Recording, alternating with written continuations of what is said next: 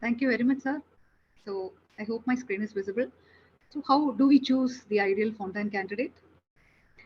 As you all know, in a univentricular heart, it is significantly volume overloaded. And when we convert it to a Fontan circulation, it becomes rapidly volume deprived. And it results in raised systemic venous pressure, and we have a bottleneck at the pulmonary vascular resistance level.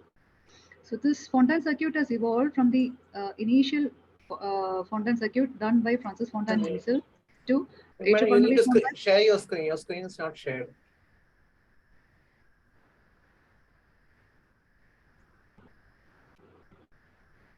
Sorry.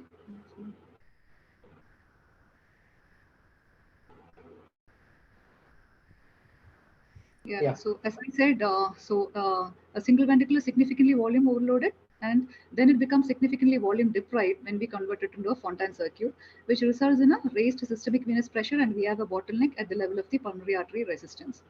So this Fontan circuit is evolved from the initial surgery done by Francis Fontan himself to an atriopulmonary type of Fontan, to a lateral tunnel Fontan, and finally to an extracardiac TCPC. So what happens when you convert a circulation, single ventricular circulation to a Fontan circulation? The ventricle no longer controls the cardiac output. Heart goes on autopilot mode. As you can see here, there is hardly any fall in cardiac output, even when the ventricular ejection fraction falls to as low as 40%. But as soon as the pulmonary vascular resistance increases, even when the ventricular function is good, you have a fall in the circulatory output. So that is entirely different from a usual circulation. So we come to the conclusion that ultimately all Fontan circulations are destined to fail in some manner or the other. As you can see, with the passage of time, we find that the pulmonary vascular resistance slowly increases, the systemic venous pressure slowly rises, there is rise in LV mean pressure and LV end diastolic pressure with the fall in cardiac output. So that is why Chaucer came up with these 10 commandments, which were religiously followed for quite some time when we were choosing a Fontan candidate. Later evolutions found that even if you don't follow all the 10 commandments, you still end up with a fairly good Fontan circulation if one or two criteria are satisfied, like the good PA pressure and good ventricular function. But then when people started following up these Fontans for longer periods of time, like 10 years, 15 years, 20 years, we found that even the perfect Fontan candidate chosen by all the 10 commandments still seem to have some sort of attrition at the end of 10 or 15 years. So instead of halving the Chaucer's commandments, have they doubled? Because in fact, we find that even mild degrees of aortic arch obstruction, mild to moderate AVVR, mild or moderate branch PA stenosis, any amount of atriopulmonary collaterals, any abnormality of rhythm, they all result in a abnormal Fontan circulation. So we have certain modifiable risk factors and certain non-modifiable risk factors on which Dr. Chetan will be talking. But I would like to point out that all risk factors which can be modified should be modified, because ultimately we find that there's only one commandment that works in a Fontan circulation: thou shall be perfect. That means you have to anticipate all problems, optimize all parameters, and use everything under your control to optimize it by using pulmonary vasodilators or multi-site pacing. And anything more than mild valve regurgitation needs to be treated, optimize branch PA sizes. So that is how you choose a ideal Fontan candidate. Thank you. That is a very short and sweet presentation. That is very nice, extremely very important concept you have brought forward. Thou shalt be perfect. And to go ahead with the next topic of getting the optimizing a Fontan circulation, we have Dr. Chetan Mehta from Birmingham. So he is from India, studied at the KEM Medical College. So he's from Surat. He studied from KEM Medical College and then moved over to Birmingham. And he is now the cath lab lead at Birmingham. And let us hear from him how to achieve up to optimize ideal Fontan circulation. Over to you, Dr. Chetan. Thank you so much, Dr. Sivsakar, for the kind introduction. It's my pleasure, and I want to thank Dr. Deepa, Dr. Krishnamurthy, Dean Sir, Dr. Ajit, for asking me to participate in this important webinar. So I think Deepa has given a nice succinct overview about all Fontans are likely to fail. And I'm going to try and see how we can optimize this circulation for as long as possible. And when we talk about palliation in a single ventricle, it's actually a continuum of care. It's not like once you've done the Fontan, then you can think about optimizing it. It starts from the time you make the diagnosis, and you have to counsel the family in preparation for what kind of road they are embarking on when they think about a single ventricle palliation circulation. We go through stage surgical palliation, and usually we tend to tell them that you'll have a 3-stage surgical operation, or 3 operations. But nobody talks after what happens after those 3 operations. Very rarely people talk about failures with the families. But I think my role today would be to try and talk about something about ongoing optimization as well after the Fontan. So I think some of the factors which after the Fontan are not controllable, potentially you can control them in the initial stage 1 palliation. And as we know, we have a variety of single ventricular circulation or morphological conditions which tends to vary from increased pulmonary blood flow to those who have reduced pulmonary blood flow. So in conditions where we have reduced pulmonary blood flow, we have to protect the pulmonary vascular bed by putting in a pulmonary artery band. In children who have reduced pulmonary blood flow, they would need additional source of blood supply, or the only source of blood supply in the form of a BTT shunt or a Sano conduit. In relatively recent times, ductal stent has taken a priority over a lot of BTT shunt because of the improvement in the results of interventional procedures. But again, at this stage itself, you have to decide the size of the shunt or the stent to decide how much volume loading you can accept, how much AV valve regurgitation you can accept, and how much cyanosis you can accept. And this gets usually based upon the size of the patient and size of the or the duration of palliation you want to go for. So the aim of that particular palliation and subsequent management subsequently is to balance the circulation from pulmonary and systemic side in keeping with the work of breathing of the baby, to ensure that not spending too much calories in breathing. You have to establish adequate caloric intake to make sure the baby is going to gain weight, and make that baby in a state where you potentially may be able to discharge the baby home for a few months before they come in for your stage 2 palliation. But in the meantime, continue to monitor them. And clinically, you tend to see that if you have somebody with increased pulmonary blood flow, the saturations are usually on the higher side with increased work of breathing. And if the saturations are on the lower side, it's usually because of less amount of pulmonary blood flow. And usually there's no effect on the respiratory at that stage, but usually it's basically clinical cyanosis. And we do clinical management or medical management based upon how the symptoms are. Usually, if somebody with increased pulmonary blood flow, you tend to give them diuretics, very rarely ACE inhibitors, and sometimes some of these kids do need breathing support in the temp. Sometimes they need CPAP, or they need high flow oxygenation just to keep the airways open. In situations of low pulmonary blood flow, a lot of these babies tend to depend on oxygen. And if it's an ongoing issue where child remains on oxygen, then you have to look at the pathways again and find out how much the pulmonary blood flow is. You need a cardiac catheter or a CT scan to image the shunt or the stent, plus minus intervention if required.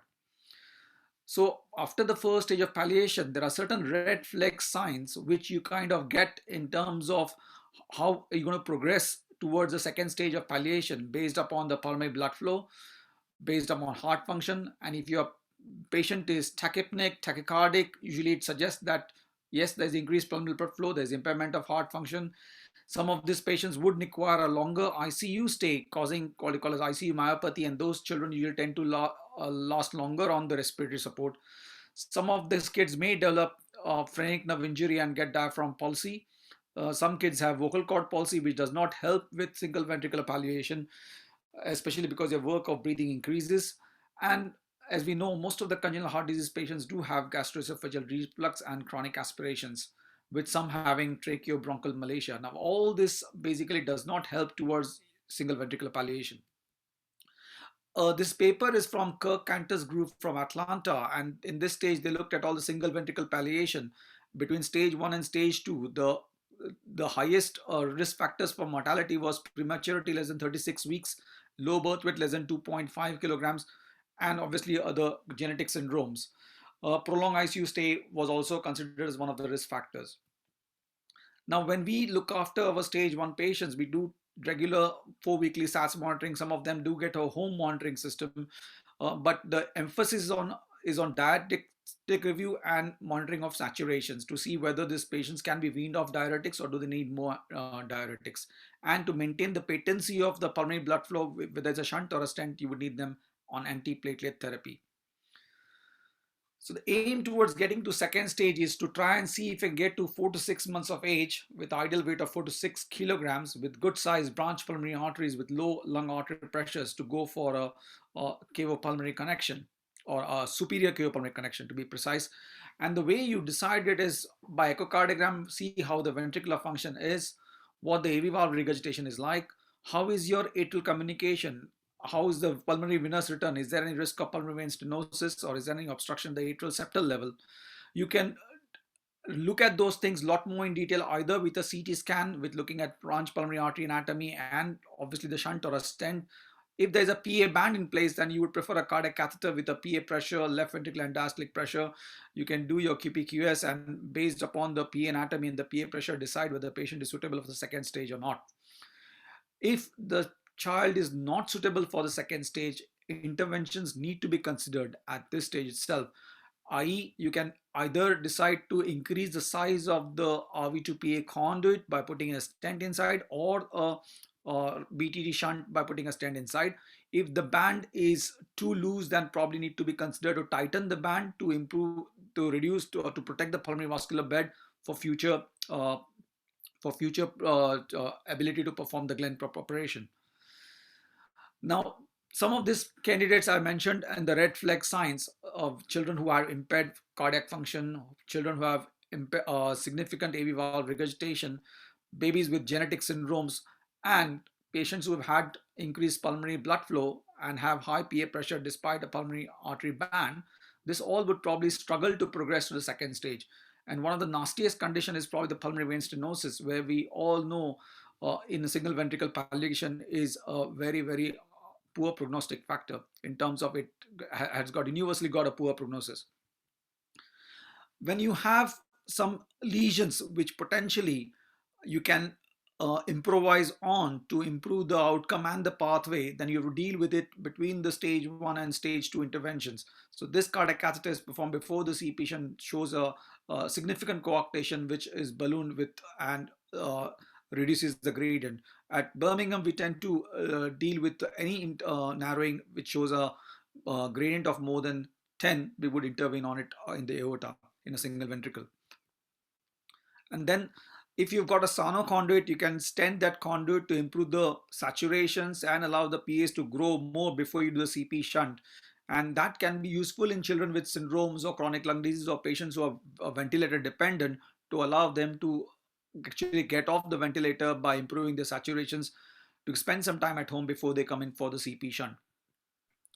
The journey from CP shunt to Fontan is again a slightly better journey compared to between stage 1 and stage 2. And here optimization is also about social milestones, physical milestones, allowing the child to develop, do other things in life. They can learn to interact with other children, go to nurseries, and the family can have a more relaxed lifestyle compared to what it was between stage 1 and stage 2. The physiology of the circulation at that stage is as good as how your lungs are. So if you've got chronic lung disease, that saturations are not going to be good, because your venous return is not going to be very good with if your lungs are always got some bronchiolitis illness or any other chest infection going on. It's very important to get these children vaccinated because of any other risk of any other infections, especially things like bronchiolitis, RSV, and encourage them to get involved in normal activities like swimming. And they should be encouraged to travel based upon to absorb them into the normal lifestyle as much as possible. Again, after the stage 2 operations, there are certain red flag signs to prepare ourselves for the fact that you may need to think about optimizing the circulation if there is drop in saturations early after CP shunt, if they are still quite significantly breathless, and if they have got inadequate weight gain. All these three signs are suggesting that your circulation is not working. Some of this kids will come with a swollen face with significant headache because the circulation is not working. However, if they have done well after the CP shunt, the next milestone that you want to reach is a 3 to 4 years of age, where if kids who have survived the KO pulmonary circulation and have had no complications, then they tend to become active toddlers who are then running around, becoming blue and breathless on exertion. And these are the patients who you start preparing them for the next stage of palliation. So at Birmingham, we tend to perform cardiac catheter on all of them. And our timing is about between 3 to 3.5 years of age. We look at the pathways with the cardiac catheter. We look for systemic venous collaterals, and usual target is the innominate vein from which usually the collaterals open up. Aortopulmonary collaterals tend to open up usually from the internal mammary arteries, and that tends to happen more if there is a significant hypoxia. The pulmonary artery size are assessed. If there is any stenosis, it will be addressed with stenting. We don't think ballooning works in pulmonary arteries in single ventricular circulation. We measure the pulmonary artery pressures. We take the transpulmonary gradient. And if there's anything to intervene to optimize the pathways, we would do that, i.e. stenting the branch pulmonary artery or left pulmonary artery, or balloon the coarctation again. The mean PA pressures you would accept is less than 15 with a TPG of about 4 to 5. If, however, you've got significant pulmonary arteriovenous malformations or any collaterals, you have to be careful how you measure the PA pressures. You might need to re-measure those PA pressures after occluding the collaterals. Some of the PA pressures, if they're high, you would start them on pulmonary hypertension therapy, sildenafil, or give them oxygen. Unfortunately, pulmonary vein stenosis, though you can intervene by doing ballooning or stenting, but the outcome of those patients is universally poor. However, if there's restriction at the atrial level, then they could go for an atrial septectomy by the surgeons or atrial septal stent if it is suitable. I already mentioned about transpulmonary gradient, but the end-diastolic pressure should be less than 12 millimeters of mercury. If there is impaired function, usually we see the EDP to be on the higher side. If there is severe AV valve regurgitation, this would be a very poor candidate for Fontan, and we would recommend that the surgeons do repair the valve in the first place as a different operation rather than taking them for a Fontan. You would ongoing management with the diuretics, ACE inhibitors, and beta blockers would be needed based upon the ventricular function and the AV valve regurgitation. So some of the systemic venous collaterals can be coiled off, but as I mentioned, you do need to measure the pressures again once the systemic venous collaterals are being blocked. Now, a big collateral opening out immediately after the CP shunt, which you would need to do in a cardiac catheter in a patient who just had a CP shunt, is bad news. And this is a venous collateral which was opened up in a hypoplast who had almost intact atrial septum, and this was blocked off. Subsequently, he's done very well. Now, this paper from the Toronto group does say that if you have got aortopulmonary collateral flow, it does tend to adversely affect the outcome after the Fontan patients. And usually these are the target areas where you see aortopulmonary collaterals, and we sometimes tend to block them off by going as distally as possible from the internal mammary artery to where the lesions are coming out from. LPA narrowing, as we said, balloon angioplasty is not safe. Usually if you had a Norwood, the LPA runs in between the damus and the aorta behind. So there's kind of anterior posterior compression, and that's why usually it gets smaller. So stent implantation is safe and has achieved very good results in the univentricular circulation. Now, very rarely, either pre-Fontan or post-Fontan, if the pathway shows that there is some narrowing in the arch. Now, this patient is post-Fontan and actually had a recoarctation developing at such a late stage. So we had stented this. Again, this is very rare. We don't see coarctation that often in the post-Fontan population, but with a very good result. But if you leave that gradient behind, it will reduce the ventricular function. This was the work of one of our ex-fellows, Dr. Reinhardt, who has showed interventions in hypoplastic left heart. And essentially, between the stage 2 and stage 3, the most common interventions which was done in Birmingham was pulmonary artery stenting and embolization of collaterals.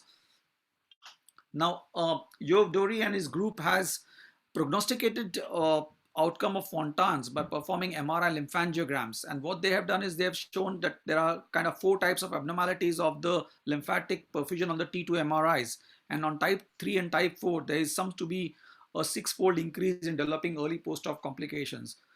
Worryingly, in the type 4, all of them have more severe complications, and they potentially might say that type 4 should not be considered even for Fontan.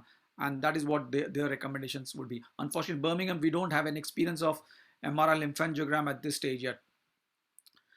What about the candidates who are not suitable for Fontan? Can we do something for them? It's better to actually not do a Fontan, because a high risk Fontan completion, they are quite miserable with very poor circulation state. And basically, it's very important that families understand that all Fontans are not going to be successful. And it's very important to make them realize the risk that you are taking when you perform the Fontans. Instead, it's better to maintain, if possible, a forward flow with bidirectional Glenn, I think, as Dr. Ajit said earlier. So these are some of the non-cardiac risk factors which are known to have a poor or adverse outcome in Fontan circulation. I'm not going to go through each one of them, but I think majority of the people know this, what they are. This is work of one of our ex-fellows, Haifa, who basically, there was a working group created to standardize the care pathway after Fontan, and it was concentrating on diuretic therapy, MCT diet, and oxygen therapy, which dramatically changed the days the pleural effusion used to carry on till, and even the length of stay. So since then, our intervention rate in Fontan has dramatically gone down, and the discharge has been much improved. For follow-up, these patients who are on Fontan, just because you've achieved the Fontan, a lot of time we tell the family, you've done the 3-stage palliation. Is there a need for anything else to do in the future? They say, is that it? Any more surgery? And usually you tend to say, look, it's not all done. There's this journey is something which is lifelong, and you have to keep monitoring the pathway. You have to encourage them to do exercise so that the lower limb muscles are stronger to allow anti-gravity flow of the blood. You have to maintain them on medications. Having said that, what happens beyond Fontan? If you look at the Australian New Zealand Fontan registry, by third decade of life, half of them will need re-intervention. And the most common re-intervention is on the atrioventricular valve, which is 11%, is a surgical intervention. And the second most common is, the first most common is pacing. But I think if you want to talk about a Fontan circuit itself, it's the AV valve. And the pacing is the most common intervention as well, about 14%. Interestingly, though it was 11% who went to AV valve intervention, they say there's a 50% failure rate in 5 to 7 years following the repair of the AV valves, with a mortality risk of 3 to 19%, which is not small. And pacing is implanting a pacemaker in Fontan increases the risk of mortality by 14-fold. And that is one of the most potent predictor of death and transplant, which is worrying news. And because I think the most common thing in a Fontan is required is pacing. However, there are some small studies which do suggest that you should do multi-site pacing to reduce adverse outcomes. In BCH, we recently completed about 1,000 Fontans, and this data was done by a medical student, Richard Perry, along with Milind Chowdhury, and we looked at all our 982 single ventricles. And the most common intervention for post-Fontan was 57.3% was to deal with the fenestration. At 16 years of age, freedom from re-intervention was about 47.2%. So in conclusion, though we talk about 10 commandments all the time, in current day and age, there are 3 or 4 which are very important one, without which you cannot have a successful Fontan completion.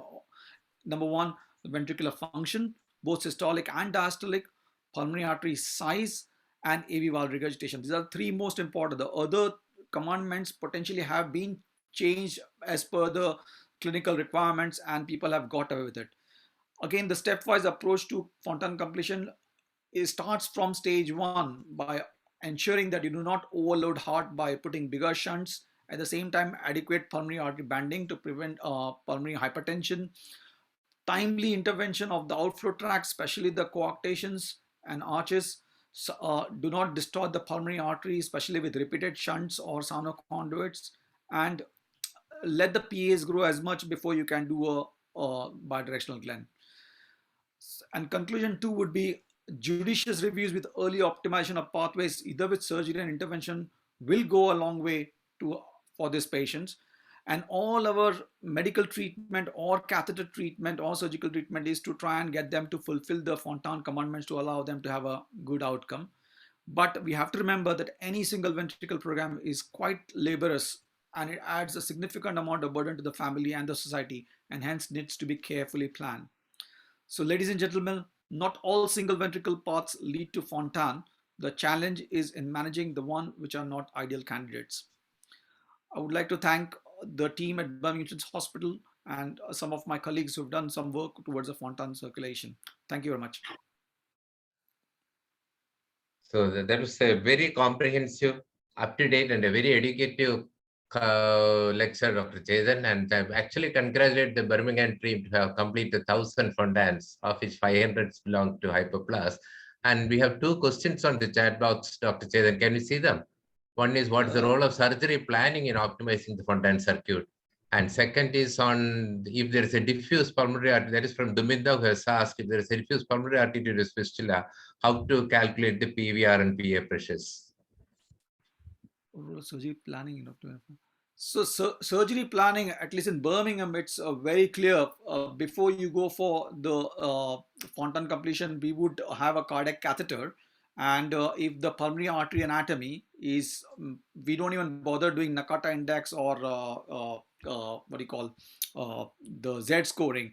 If the PA anatomy looks suitable in terms of the size of the patient, yes, we do kind of do a rough calculation about the Z scoring. But if the PA anatomy is good, the ventricular function is good, and the pathways are wide open, we would take them for a Fontan. It's usually an extracardiac conduit. They put a 20 millimeter conduit with a fenestration. All Birmingham Fontans get a fenestration, and they would also put them, we put all of them on warfarin. What the second question was about diffuse pulmonary AV fistula in one lung after low PA pressure. You cannot get an accurate idea of the PA pressure if you've got AVMs, because the pulmonary artery system has got offloading pathways. So no, you cannot actually be sure about the PA pressures. Even if you block some of them off, still I'm not sure whether you can get an accurate estimate of the PA pressures. So that takes us to the next scenario, having done a Fontan and we have got into trouble, and how to see them through. So let us hear from Dr. Oliver Stumper, the interventional cardiologist at Birmingham Children's Hospital, who has done a lot of work in valve sparing RVOT stenting. So over to you, Dr. Stumper, to tell us how to tackle a failing Fontan. Thank you very much for the invitation, and Deepa twisting my arm coming out of retirement after 6 months. And yeah, I was in Birmingham for, I don't know, 28 years. And the 1,000 Fontans, yes, I held them very much. And in years, we've done 50 a year. And it's a strange physiology, as you said before. Single ventricle load, so we've got a circulation in series, and as Deepa and Chetan mentioned, it's extremely important that all parts of this pathway is basically secure and wide open. This is a paper by Mark Gewillig and Goldberg, and Deepa mentioned it. This is actually a free article on the web, and everybody involved in single ventricle treatment should really read this. So we are dealing with circulation with reduced cardiac output and elevated systemic venous pressure, which is really the hallmark of Fontan circulation. As Chetan and Deepa also mentioned, the 10 commandments are breached on a regular basis. In Birmingham, we certainly maintained an approach of aggressive catheter preparation for Fontan, with doing a cath 3.5 years of age or something like that. But these two things, mean PA pressure less than 15 or transpulmonary gradient less than 3 millimeter mercury after cavopulmonary shunt, certainly are most crucial. And as Chetan also alluded to, since the mid-80s, most univentricular heart children are treated to have a Fontan from birth on, and this really involves avoidance of multiple volume loading procedures, multiple BT shunts, and so on, avoidance of PA distortion. We go for an early cavopulmonary shunt at about 4 to 6 months, and then Fontan completion at about 4 years of age, because we feel very strongly that children should be fully mobile, running around, using their leg muscles to pump systemic venous blood back to the heart.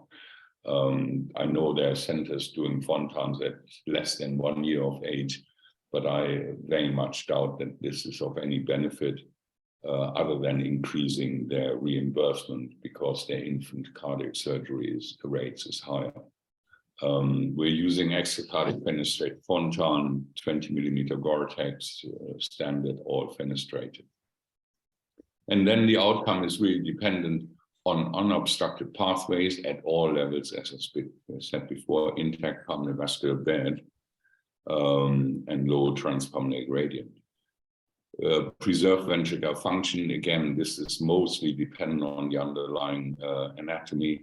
We routinely give ACE inhibitors, certainly for patients with atrial valve regurgitation. So a picture Chetan already shown. This is the problem if you teach somebody, they take the slides. Anyway, you see the morphology, and even though this patient has good distal vessels, and there's no gradient on pressure pullback across this compression, really, you should open this up, because once you increase flow through that area by doubling pulmonary blood flow, more or less by hooking up the IVC, there will be narrowing there, hold up there. Also, as Chetan said, systemic venous collaterals are bad signs. We block them off, certainly if they're significant, and then have to reassess pulmonary vascular or TPG, pulmonary arterial pressure, prior to Fontan completion. And in Birmingham, and admittedly with a high proportion of hypoplastic left heart syndromes, it's about 40% of children who will undergo catheter preparation prior to Fontan. So to avoid Fontan failure, again, Deepa and Chetan mentioned it, you have to deselect patients. The concept of doing a high-risk Fontan is just nonsense, and part of the reason why I went into retirement. You have to be harsh about these things. And for example, if you could see pulmonary arteries like this, you can't do a Fontan. They will die miserably. And if the surgeon tries to convince you they can work on these peripheral pulmonary arteries and patch them, don't believe them. Keep the patient away, possibly put in an additional shunt or anything like that. And again, as said before, we have to sometimes think of alternative way of palliation, which is a combination basically of pulmonary shunt with additional pulmonary blood flow, a concept also which was promoted by Paris some 25, 30 years ago. As Chetan mentioned, yeah, non-cardiac risk factors, avoid, stay away from those, don't do Fontan. And despite all our best efforts, some 20 to 30% of univentricular heart patients will not survive until, or will be excluded from Fontan. And that's it. And parents have to understand that. What also gets me really is that once these children who survive eventually undergo Fontan, then suddenly people say outcome of the Fontan operation. This is not the truth. You can't reset the clock. So yeah, it's only about 65, 70% of univentricular heart children who will have Fontan. And then to draw a curve starting at 100% survival is nonsense. Again, the Australia and New Zealand study demonstrated quite clearly that 50% Fontan failure will occur at about 16 years. And this is, again, a combination of pump failure, pathway failure, organ failure, livers, kidneys, gut, lymphatic failure, arrhythmias. Single ventricular afterload, again, you have to look at all aspects of it, and certainly also in children with double inlet left ventricle or double outlet right with mitral atresia or something like that. You also have to look at the atrial septum. You have to look at branch pulmonary arteries and so on, recoarctation.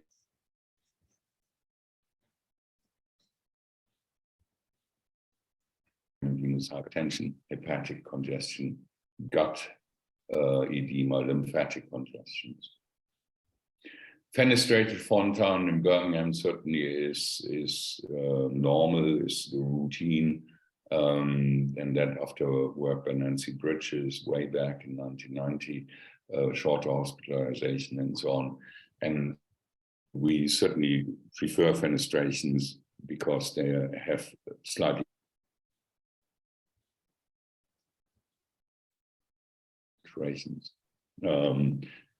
Fontan fenestration, yeah, basically decrease also hospital stay. However, the degree of cyanosis you get is greater in those who have higher downstream resistance. Early, really, you have to look at what is the problem.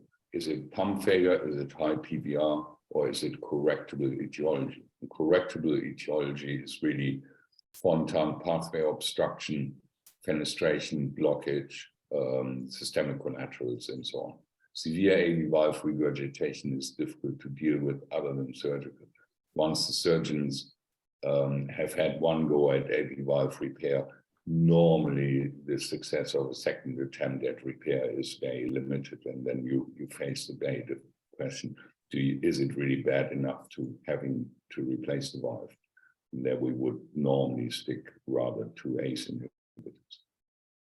Now, Fontan fenestration, really, if a child is draining after a Fontan more than 10, 14 days, we take them to the cath lab, and let's say if the pressures are somewhat elevated and so on, we just increase the size of the fenestration. Way back in 95, we used normal stents, basically not flared or anything, and then we started using flared stents initially.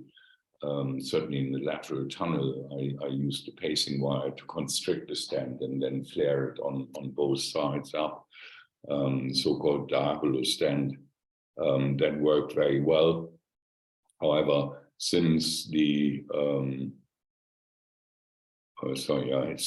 introduction of extracardiac fenestrated Fontans, especially with a Gore-Tex tube, you can actually use a sequential stent delivery technique by deploying the distal end first, flaring that up, then withdrawing the sheath and uncovering the proximal end, the RA end, if you want. This has been nicely described by Mark Villick, who actually plagiarized my pictures, still showing the pacing wires. But this is really how it works. The danger is that it may make the fenestration too big, and also it achieves less flaring of the ends.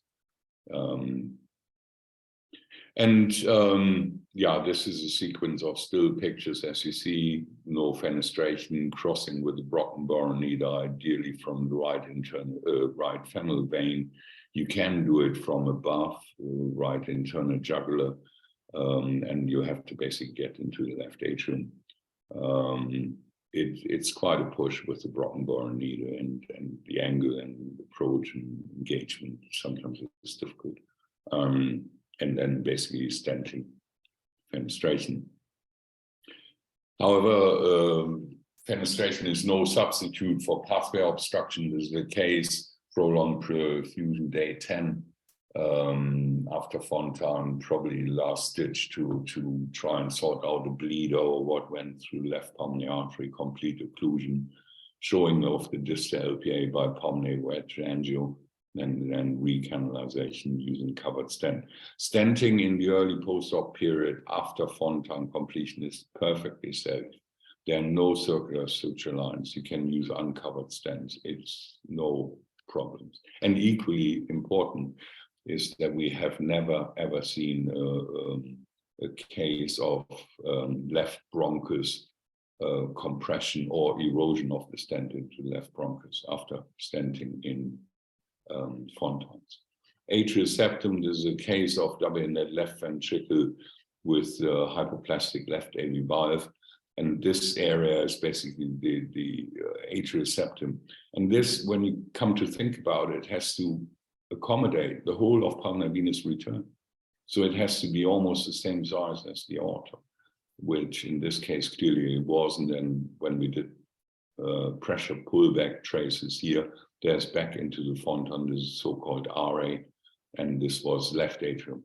So you end up with pulmonary venous hypertension and subsequently, obviously, high pulmonary Fontan pressures. And in very rare cases, we can stent this. And that's the only question or decision, cath versus surgery. Another early failure of Fontan, after Fontan completion, there's a continuous running suture line here at the connection of the Gore-Tex tube to the inferior vena cava. And if the surgeon or assistant or whoever pulls too hard on the continuous suture, the constriction, so 24-hour post-extracardiac Fontan, IVC pressure 27, ameliorate low cardiac output state, and lactate of 5, pleural effusion, and so forth. So and again, we can deal with that. And this case was in a moribund state. So cath intervention is the only savior, really, at a low risk. So basically put a covered stent, CP stent, and then increase the fenestration, which should run. Yeah. So another stent just distal to it to unravel that constriction really at the IVC. And then basically, it was about 12 years ago that we first took the first Fontan down. And this was a guy who basically had severe inflammatory disease post-operatively, and he was on the ECLS and so on. And basically, we gave him a huge fenestration on ECLS, and thereby effectively taking the Fontan down.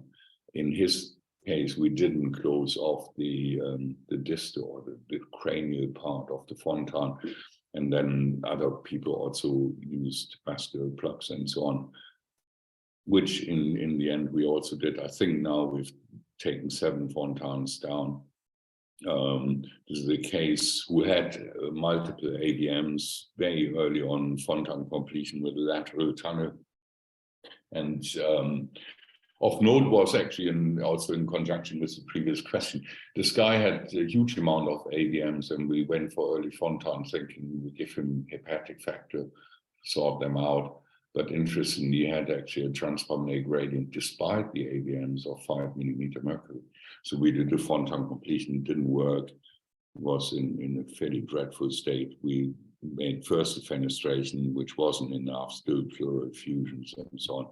And then by using a Rashkin balloon, 4cc Rashkin balloon, basically tested what would happen to PA pressures if we take the Fontan down, then made the fenestration bigger with a big balloon, controlling pulmonary blood flow with the Rashkin so that he still has pulmonary blood flow when we go down, and then basically use the Rashkin to put or secure positioning of the muscular VSD device to block this off.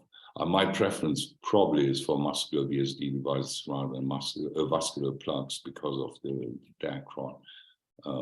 And he actually improved very well, and he said he was too good for transplant for a while.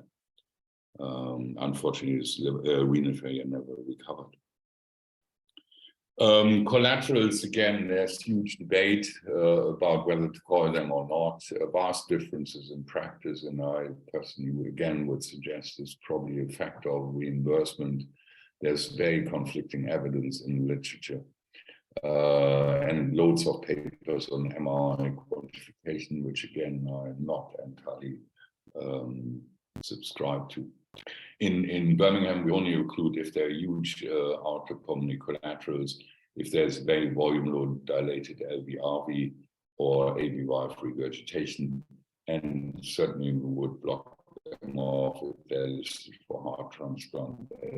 This certainly is a major risk factor of bleeding.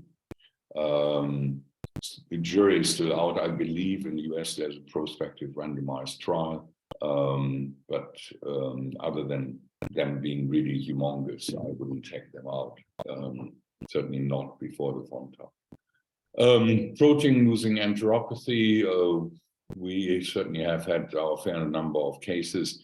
And basically, we started aggressive treatment, stent fenestration to increase preload, increase output, and decreased IVC pressure. We give them sildenafil, ACE inhibitor, spironolactone, budesonide, and in some cases enoxaparin for a little while, and MCT guide. And with most of them, they certainly improved. Same with plastic bronchitis. Again, you have to throw the kitchen sink at them, and we do a fenestration in all, irrespective of PA pressures. We deal with pathway obstructions aggressively, as Chetan said. Ballooning doesn't work. Use stents. 10 or 12 millimeter for branch pulmonary arteries are probably enough at 4 years. And also don't forget the arch as afterload. And in those, yes, we would block off collaterals if we see them. Finally, don't forget the electrics. This paper by Rishik, Rishik is very good. Sorry that I didn't include the reference, but basically cath intervention certainly is indicated in all Fontans who don't do as well as expected, and to rule out and treat aggressively any pathway obstruction. Fenestrations are good. Saturations of 85 to 90 with a fenestration after Fontan is perfect. Trying to make them pink by closing fenestration, I think is risky because it reduces their cardiac output and certainly does not improve their survival. So in conclusion, really, Fontan physiology is abnormal. Outcome is dependent on unobstructed pathways, electrics, and ventricular function. As I said, cath is indicating all poor Fontans. And decent, you have to do decent hemodynamics with a decent zero and so on. I would rather treat the morphology of pathway obstruction than believe in pressure gradients.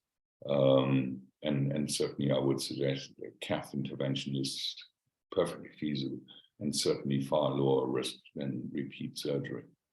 And finally, the concept of doing a high-risk Fontan is wrong. Don't do it. Thank you.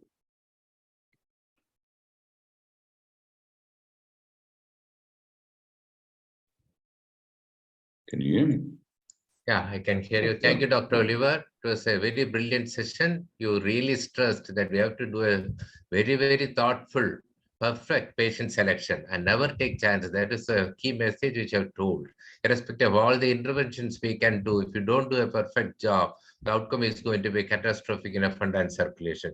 Thank you so much for showing us the various interventions, starting from the when we've been improving the fenestration as well as closing the fenestration and tackling the branch PAs. It was a nice illustration of the complications which you face. Since we don't see any questions in the chat box, I will now hand over the stage to Dr. Krishnamurthy, because next session will be chaired by Dr. Murthy and Dr. Sabarnath Menon. Over to you, Dr. Murthy. Thank you, Dr. Sivashankaran.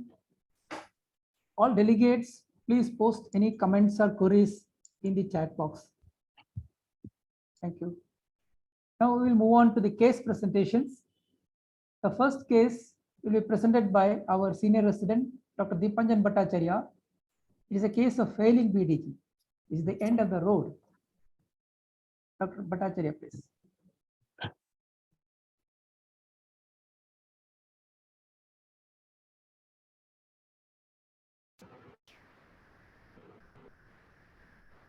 Sir, I think we should briefly introduce the panelists as well. Yes. Yeah. Our panelists are Dr. Chetan Mehta and Dr. Oliver Stumper, from whom all of you have listened, and our former director and head of the department, Dr. Jagan Mohan Taragan, and also Dr. Baiju Dharan. Dr. Balram Iron could not attend, so Dr. Bhattacharya will be a panelist. Thank you. And Dr. Shabari will be moderating along with me.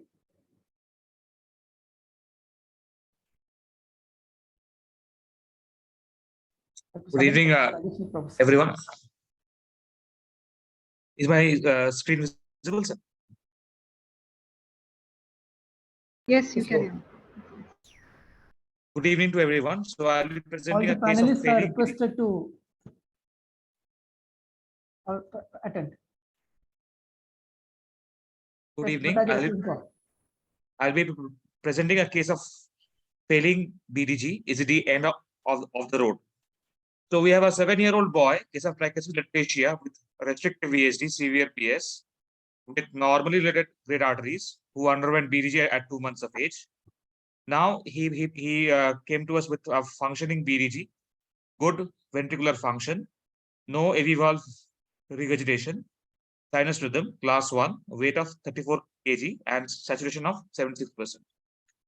So if we follow up his story, when he came to us preoperatively, he was in severe cyanosis with a saturation of around 66%. So after the surgery was done, his saturation improved to around 84%. And after we can say over 7 years, it has sustained to near about 80%. And he has also gained weight in this period. So intraoperative findings at the time of the PDG, he had normally related great arteries with a 2 mm PDA from the aorta to the left pulmonary artery, and the branch PS were of good size. And he underwent BDG through a midline sternotomy, then under aortoatrial bypass, and the postoperative gland pressures were 14. So this is his current 12-lead ECG. It's a 12-lead ECG with normal standardization, so showing sinus rhythm with a normal PR interval with QRS duration of around 80 milliseconds and like left axis and predominant LV forces. Chest X-ray showing cytosolitis with levocardia with a cardiothoracic ratio of around 50% with normal pulmonary blood flow. We can see that the RSBC is prominent and the bilateral costophrenetic angles are clear, and here he has a left-sided aortic arch. So his echo showed tricuspid atresia with a good LV function, unrestricted VSD, and also there was no AVVR.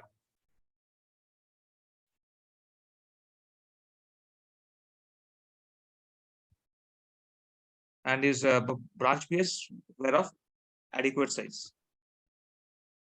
So we also did a strain imaging for him. The strain was 15.6, which was mildly reduced.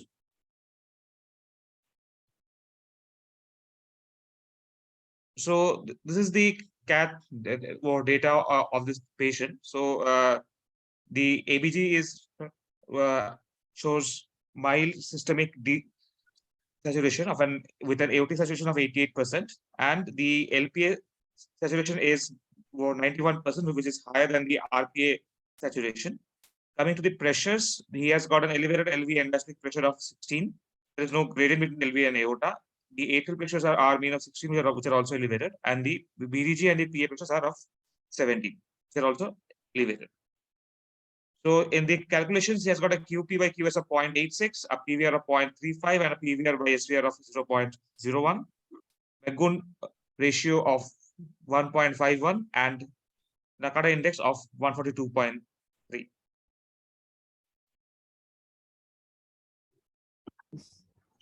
Now, after hearing this story, can I ask Dr. Jagamontharan, what would be the best formula to use to calculate the pulmonary blood flow after BDG? And does it differ in patients with or without antegrade blood flow? Because it's a controversial topic always, how to calculate QP in a patient after BDG. Is the question addressed to me? Yes, sir. I think, see, I will resort to a few PowerPoint slides to explain my approach. It may be the right or not the right approach because it can be always commented upon. I have given the PowerPoint to Dr. Deepa. Can we share that? Yes, sir. Yes, sir. I'm sharing my screen. Yeah, it will be just 3-4 slides. I won't take too much of your time. Let's see if I can manage. Yeah. This is the first slide. Basically, we are using fixed principle. We are not using those MR, quantification of flows through arteries and vessels. This is basically on flows by fixed principle. Now, this is something like this child has a body surface area 1 meter square, a hemoglobin of 15 gram%, and a VO2 is assumed as around 150 ml for any child with a body surface area 1 meter square. Now, the cardiac output would be VO2 in ml per minute divided by, I'm sure you all know this, hemoglobin into 1.36 into 10, that is the oxygen carrying capacity of the blood, and into bracket, oxygen saturation iota minus oxygen saturation in the veins. Now, this is just to tell you that, the first part is constant. That means the VO2 divided by the hemoglobin into oxygen carrying capacity into 10, and that comes to 0.7. So what is remaining is the denominator is percentage of oxygen saturation in the aorta minus percentage of oxygen saturation in the mixed venous. This is for the cardiac output. Now, basically in this, what are the flaws? We are assuming the VO2, which can be grossly different from what we have assumed. The mixed venous saturation is arbitrarily taken from SVC and IVC oxygen saturations. Quite arbitrarily, people use only SVC, people use 3 SVCs plus 1 IVC. We used to use in the 80s 2 SVCs plus 1 IVC and so on. So obviously there isn't any consensus, and that will be certainly a cause for error. And of course, dissolved oxygen is not included in the calculation. But when the patient is breathing room air and the arterial PO2 is around 80 to 90, the dissolved oxygen really does not affect the calculation. Next slide. So in continuation, as I said, calculation of flow in shunts, the same patient, room air, dissolved oxygen is not included. The QS will be the constant 0.75 into bracket divided by aortic saturation minus mixed venous saturation. This is fraction. Percentage is, if it is 100%, the fraction will be 1. If it is 50%, it will be 0.5. You should understand that. So QS is, of course, the same thing. VO2 divided by hemoglobin into oxygen carrying capacity into 10 into bracket aortic saturation minus mixed venous saturation fraction. Same way QP you already know. QEP is the denominator is pulmonary vein minus the mixed veins. And of course, QPQS, you don't need the VO2 divided by the hemoglobin, the constant. Directly, you can go to the aortic saturation minus mixed venous saturation divided by pulmonary vein minus the saturation. So you can, without having the VO2, without having the hemoglobin and all, because it's a common factor for all the flows, you can directly go to QPQ by QS. But if you want to calculate the flows, you would have to go through the VO2 divided by hemoglobin into 1.36 into 10 into bracket the saturations of various chambers. The right to left shunt is QS minus QEP. Left to right shunt is QP minus QEP. The limitations of flow calculations in BDG, 1. The mixed venous oxygen saturation is empirically derived from the SVC and IVC oxygen saturation, as I mentioned. Representative PA saturation may not be reliable if there is shunt, like a PDA, AP collaterals, or a maldistributed antegrade flow. Any of this, PDA, aortopulmonary collaterals, or even for a BT shunt for that matter, if you add, or an antegrade flow from the ventricle, which is maldistributed. The pulmonary vein saturation is always assumed as 98 to 100%. You must take into consideration either pulmonary, any pulmonary cause, including pulmonary arteriovenous fistula. Next slide. So coming to BDG, with no antegrade flow, no PDA, no AP collaterals, what will happen? Let us assume the SVC has 50%, IVC 60%, aorta 80%, PA 50%, pulmonary vein 100%. Using the same formula, BDG flow is the constant 0.75 into bracket pulmonary vein minus the SVC, because SVC is the only blood supply into the pulmonary circuit, right? And it will come to 1.5. The QP will be the constant 0.75 into bracket pulmonary vein minus PA. Again, 1.5. Because the pulmonary blood flow is entirely the BDG flow or the SVC flow. Systemic blood flow is, of course, 0.75 into bracket aorta minus mixed venous. Here, of course, it's coming to 3 liters per minute. 0.75 divided by 0.25 is 3 liters per minute. QEP, again, here will be equal to the BDG or the pulmonary blood flow, because there isn't any extra flow into the pulmonary circuit, either antegrade or through the PDA or through the aortopulmonary collaterals or a tissue. Of course, as I said, QPQS can easily be calculated just by taking aorta minus maximinus divided by pulmonary vein minus PA. That also will come to 0.5:1. Even if you take this close, it also come to 0.5:1. 1.5 by 3 is 0.5:1. So, in effect, the right to left shunt is IVC flow. QEP is the same as the QP, is the same as the Glenn flow, is the same as the SVC flow. QS is equal to Glenn flow plus the right to left shunt. That is the IVC flow. So QS is classically SVC plus IVC flow. Everything fits into place. I think this is the simplest way to explain the BDG flow calculations. Now the complex ones, it will take much more time of yours. I don't know whether I should go, because there was a question, what will happen if there is a BDG with a pulmonary AV fistula? If you want, I will go into this again through an example. Let us assume SVC is 40%, IVC is 50%. Aortic saturation comes down because the pulmonary arteriovenous shunt, it comes to 70%. PA, of course, 40%. Pulmonary vein will be assumed as 100. That means saturation of blood going through the pulmonary capillary bed facing the alveolar oxygen will be always 100%. But the net pulmonary vein saturation will be 90% because it is admixed with the right to left shunt across the pulmonary AV fistulae, right? Again, BDG flow, the constant 0.75, PV minus SVC, it will come to 1.5 liters. Pulmonary blood flow, same, it will come to 1.5 liters. Systemic blood flow, it will come to 3 liters. But now QEP, right? QEP is 0.75. Here, pulmonary vein is taken as 100, right? Effective pulmonary blood flow. That means pulmonary blood flow, which actually transits through the capillary bed facing the alveolar oxygen. That obviously the pulmonary vein will be 100, while for the pulmonary blood flow, you take pulmonary vein as 90%. So QEP will be 1.16 liters per minute. So now you have QP, QS, and QEP, which are quite different. QP, QS, of course, is very easy, 0.5:1. It remains the same. But the right to left shunt at the pulmonary level is now QP minus QEP, because the QP minus QEP is usually the left to right shunt, but here there is no left to right shunt. Why the QP is more than the QEP is because of the transpulmonary shunt. So it will be 1.5 minus 1.16 is equal to 0.34 liters per minute. So the shunt across the pulmonary arteries, across the pulmonary artery shunt is around 0.34 liters.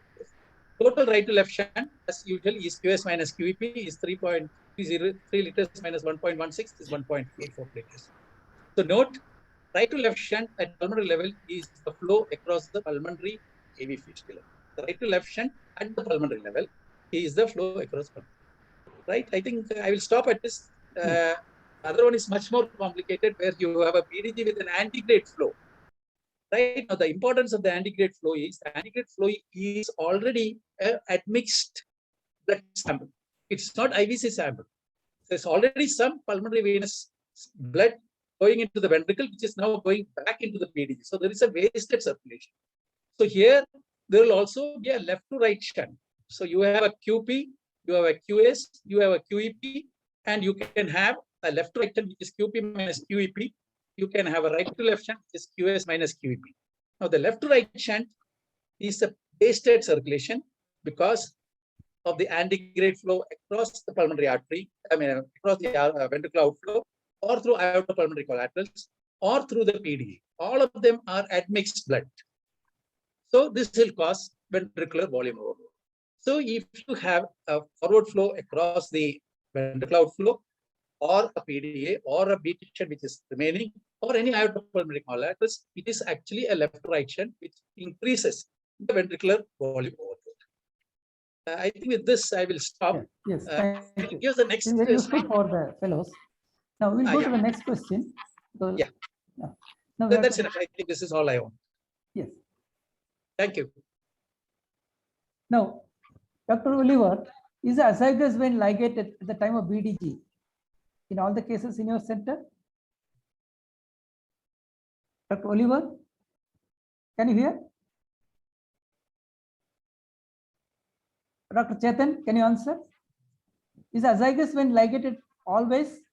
Yes, the azygous is always ligated. Always. Okay. And with regards to BT shunts, I worked in Paris, and Paris at one stage certainly was very much against doing Fontan. And there was a time when really in Paris, univentricular hearts were set up to put if they needed a BT shunt, to always put it on the opposite side of the SVC. So almost like a ductus stenting and so on. And with that, you can have additional pulmonary blood flow and you can delay the Fontan.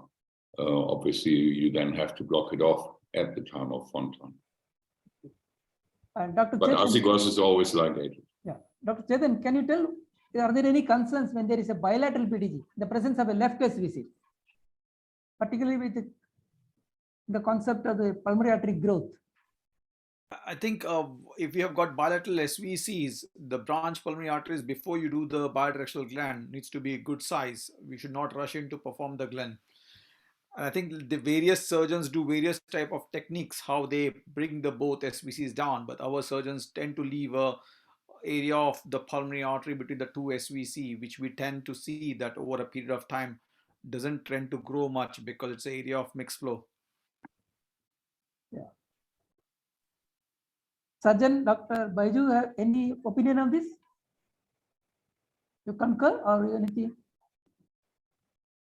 Yeah, good evening. Hope I'm audible. Yes, yes. Please go on. Do you concur or any other opinion?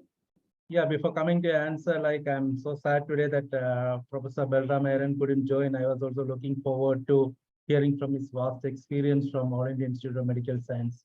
Now it's for you people to judge in how I fit into his big shoes. Now coming to concerns regarding bilateral PDG, yes, as Dr. Chetan said, the real concern will be the growth of the central pulmonary arteries. We have seen time and again that the segment of pulmonary artery between the two glands doesn't grow. And as a policy, what we do is that when there is an antegrade flow, we would like to leave that antegrade flow. So that gives some pulsatility in the middle part of the pulmonary artery that tends to grow. And if there is no antegrade flow, we try to put both the SVCs as close to the confluence as possible, so that the segment which has to be intervened at the time of Fontan is short, and you can easily put the Fontan to the undersurface of the narrowed segment, which now saves you the headache of putting another patch. So the bottom line is we try to leave the antegrade flow if it's available, so that it keeps the middle part of the pulmonary artery growing. Okay. Dr. Bhattacharya, next slide, please. Yes. In patients with a high endostolic pressure, as in this patient, without AVOL regurgitation, does it preclude Fontan completion, and what are the problems which can be expected? Dr. Taragan? Well, about this patient, I would just recall that BDG was done very early in life, 2 months. Now, that would probably be not the current advice. You would wait for 3 to 4 months for the BDG. It's only because if you do a BDG too early, the non-pulsatile flow, the only non-pulsatile flow into the pulmonary arteries prevent pulmonary artery vascular growth. The endothelial function, nitric oxide pathways are all deranged. The pulmonary vascular resistance is increased.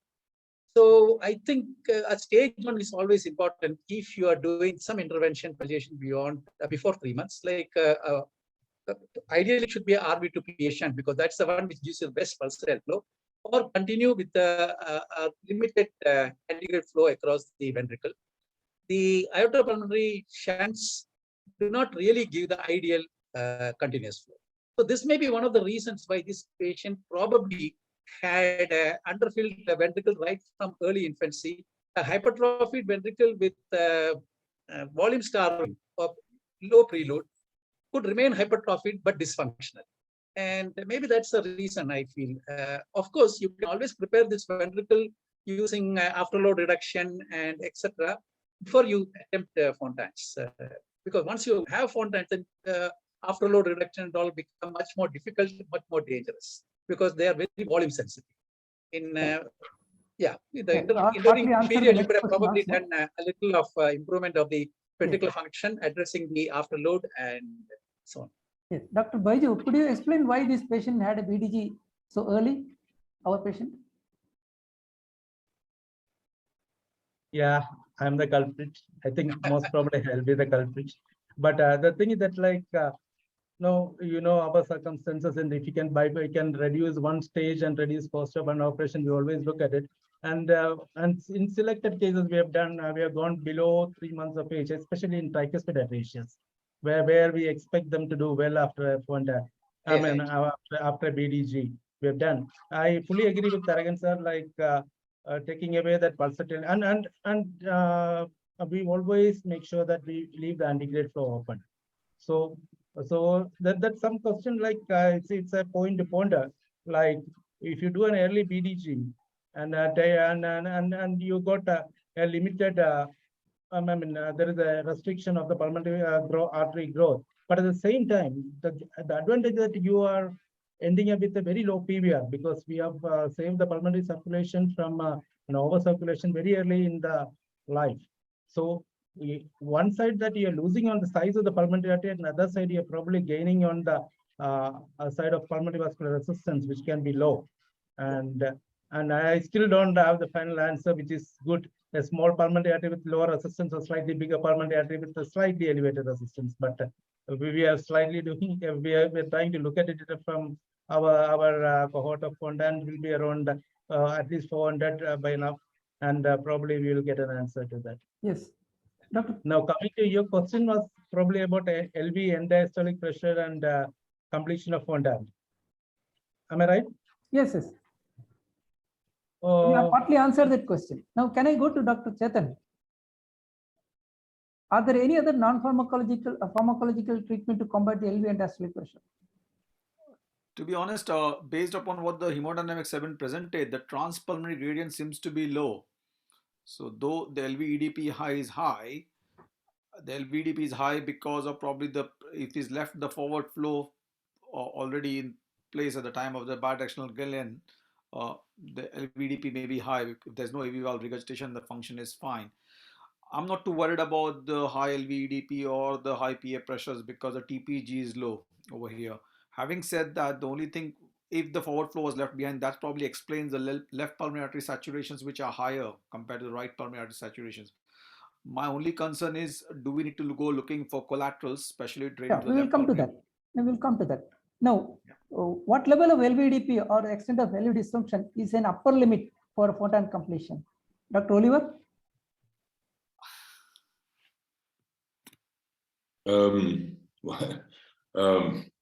Is there a threshold? You already said that. Well, it's a combination. LV-EDP is ventricular function, AV valve regurgitation, and everything.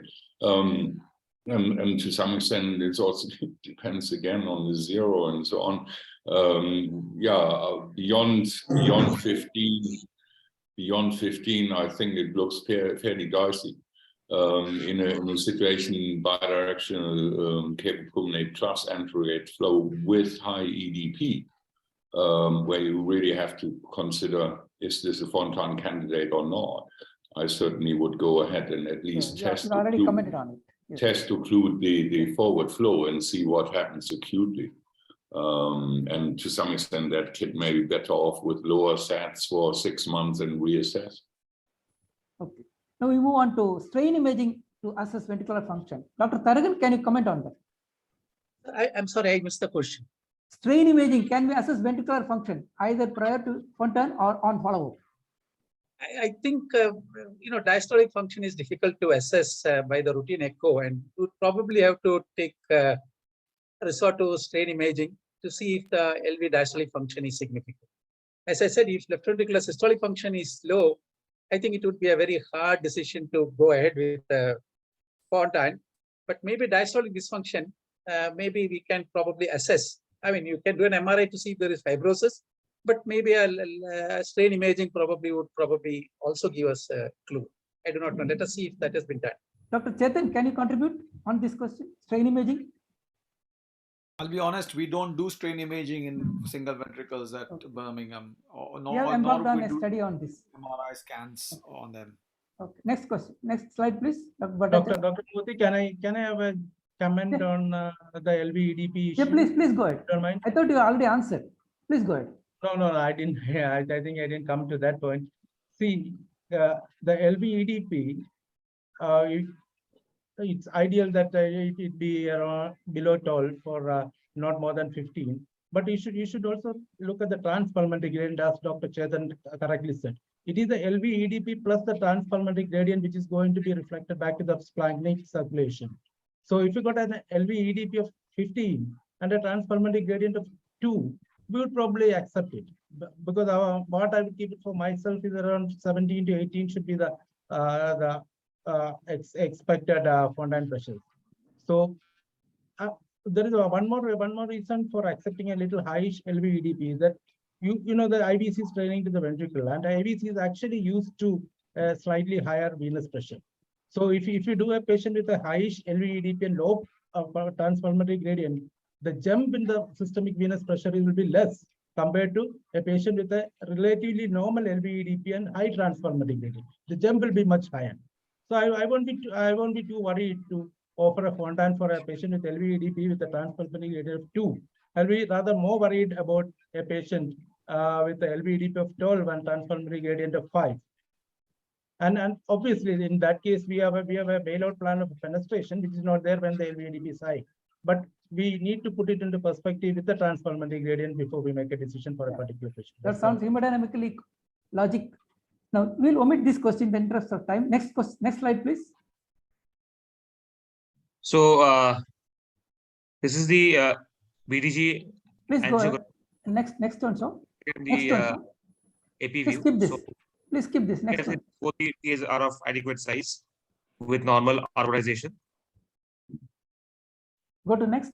Yeah. And this is the IVC angiogram showing that the contrast is flowing from the IVC. Please skip this. Go to next. With the classical waterfall side. Please. And this is the LV angiogram in the iliocranial view, where we can see that there is no IVVR, and this is the restrictive VS which is filling the smallish RV, and there is no antegrade pulmonary.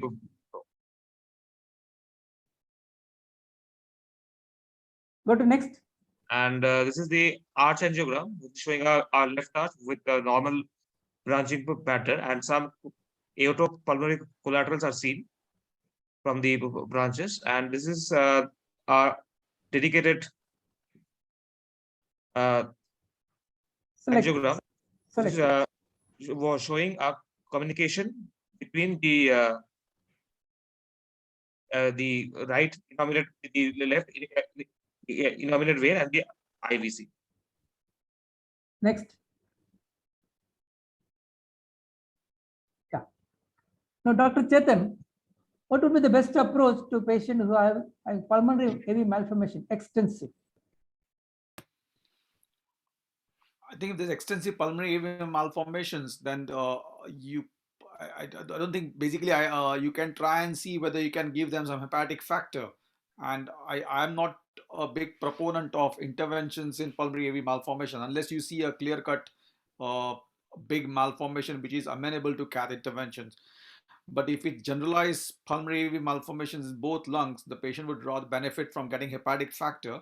And if Fontan is not the right way of getting it to, then we should think about a shunt to allow more hepatic factor to go into the PA circuit. Okay, Dr. Oliver, can you tell about the veno-venous collateral if they are found before the TCPC? What to do?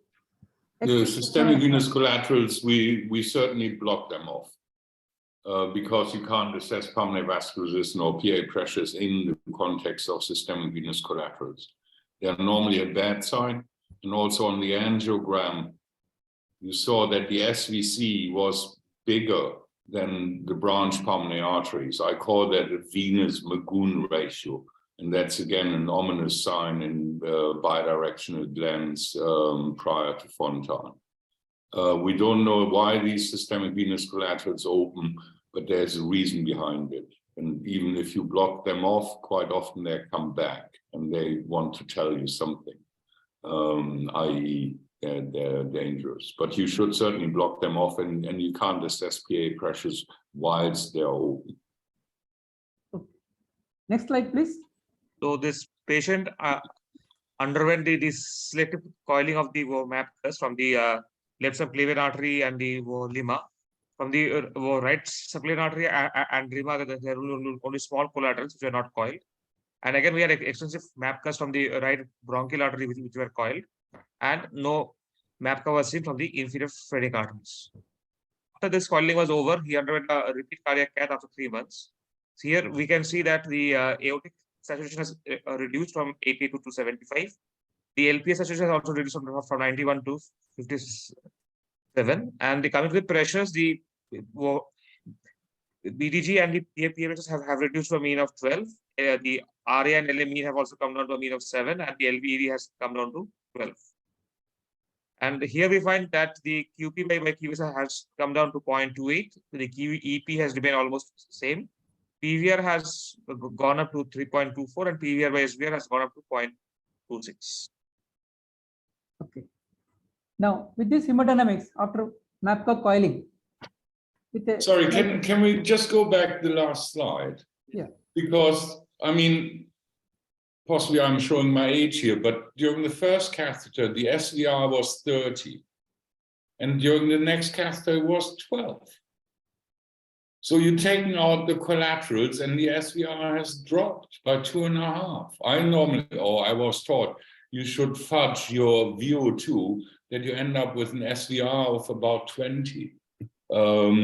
So I have to say, I seriously struggle with all these calculations. And looking at the angiograms again, I wouldn't have called those collaterals. I mean, this is what you get in a bidirectional gland. I mean, great result, EDP coming down to 12 and so on. But looking at the SVR calculations, I think it's... Agreed, they were small, but they did produce a result, the desired result after when we see. Yeah, but sorry, how can you call it small collaterals and have an LVEDP drop by 4? And then the SVR actually dropping again. I mean, SVR would increase after coiling, wouldn't it? Yes. Okay, continuing with this discussion. Next one. Yeah. Dr. Oliver, you can complete that. Is the fenestration mandatory? Is it essential in this patient? Yes, I would fenestrate. Okay. And Dr. Chetan, would you tell what is the role of pulmonary vasodilators for optimizing hemodynamics prior to TCPC? You already talked about it. You can tell us again. The thing is, yes, you can give vasodilators for optimizing hemodynamics to get the numbers that you want to get the Fontan done. But I'm not sure whether you have to go with the high-risk Fontan if you start somebody on sildenafil and then repeat a cardiac catheter and find that your PVR is coming down. But I think the most important thing is the TPG. If the TPG is low, then probably you can go for high-risk Fontan. But if the PA pressure is still high and the TPG is high, it's probably not advisable. Next slide, please. That comes to the question of TPG of 5. And there is a large venovenous collateral. Would you occlude this collateral? You already told Dr. Oliver. And will you check the gland pressure prior to TCPC? Once you occlude, and check the gland pressure again? You see, this, I think this is very crucial here. You have got a TPG of 5 despite a humongous collateral. This cries danger all over. And you have to occlude that collateral, even if you drop the saturations. And occluding that collateral probably is even more worthwhile than doing the small systemic arterial collaterals. And yes, you would have to recheck the pressures. And as I said, there's a reason why some of these guys develop humongous systemic venous collaterals. There's no hard scientific evidence, but I personally would think that it would be worthwhile occluding the collateral, putting them on pulmonary vasodilator, and then reassess in 3 months' time. Okay. Next slide, please. Yeah. This we have partly discussed. If the patient has a moderate, we will discuss this regurgitation. is a fenestration likely to benefit? Dr. Chetan? I would not do a Fontan if there was moderate AV valve regurgitation. First sort the valve out, find out why is the reason the valve is leaking. Next, please. Is the patient likely to do well after Fontan? Dr. Oliver? I wish so. I sincerely wish so, but I'm not sure. As I said, I would have managed slightly different. Yeah. Yeah. Dr. Baiju, will you consider BDG as a destination therapy in any patient? And what are the criteria? That's a difficult one to answer from the patient's perspective, because if you leave a BDG behind, then you are going to find desaturation at some point of time. A patient like this, I would rather do a fenestrated Fontan rather than leaving with the BDG alone, because if you leave a reasonably big fenestration, I think they should do well. So leaving BDG alone is like writing a child off, and I think twice before doing it. Okay. One question which we missed was what to do with patients who have a Nakata index small or McGoon index small. Dr. Oliver? Well, yeah, as Chetan mentioned, we don't really do routine Nakatas. Nakata index is not a load-independent index of pulmonary artery size. So if you only have half pulmonary blood flow, the Nakata index, I don't know what it really means. With regards to intervention on pulmonary arteries or pathways, we certainly look at morphology. It's very rare to get pressure gradients after bidirectional calculation. And PAs and especially peripheral arborization, which again is not a measure for Nakata. Nakata just measures the central PAs at half the flow at 4 years. I don't know what it means. Okay, now one question has come from Dr. Duminda. There is minimal filling of LPA. How did you get a saturation of 91 in LPA? We can answer that. It's possible that it could have been a little wedged and collaterals were really small. And what happened to the IVC veno-venous collateral when the PA pressure has dropped?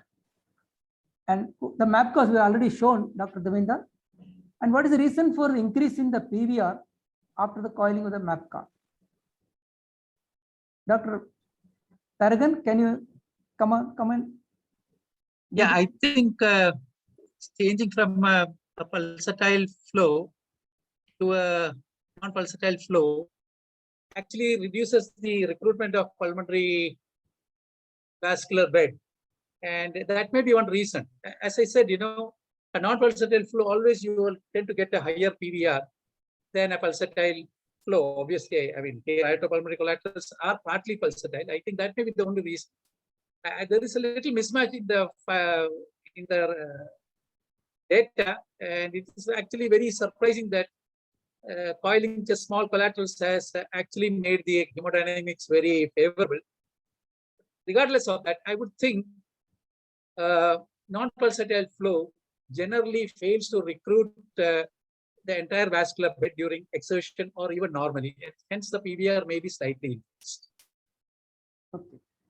Dr. Murthy, can I add a comment on your question on the small pulmonary arteries? Like this patient who had an early gland, what is in when you see small pulmonary arteries after a gland, I think you should divide into two groups. There is one with the small pulmonary arteries with a normal gland pressure, which shows the flow is less and the pulmonary artery is still distensible. And these are the patients we would rather go in with a Fontan.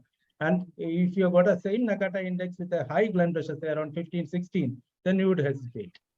So as I said earlier, the downside of doing an early gland is the size of the pulmonary artery, and the advantage you get is the low pulmonary vascular resistance. So you should actually look at the gland pressures before you write off a patient with you say the smallish pulmonary arteries. That's nice. Now I'll request our guests from SAARC countries and faculty from Sri Lanka, Dr. Duminda, and from Bangladesh, Dr. Taufik, and from Nepal, Dr. Manish, to offer their comments and perspectives from their countries.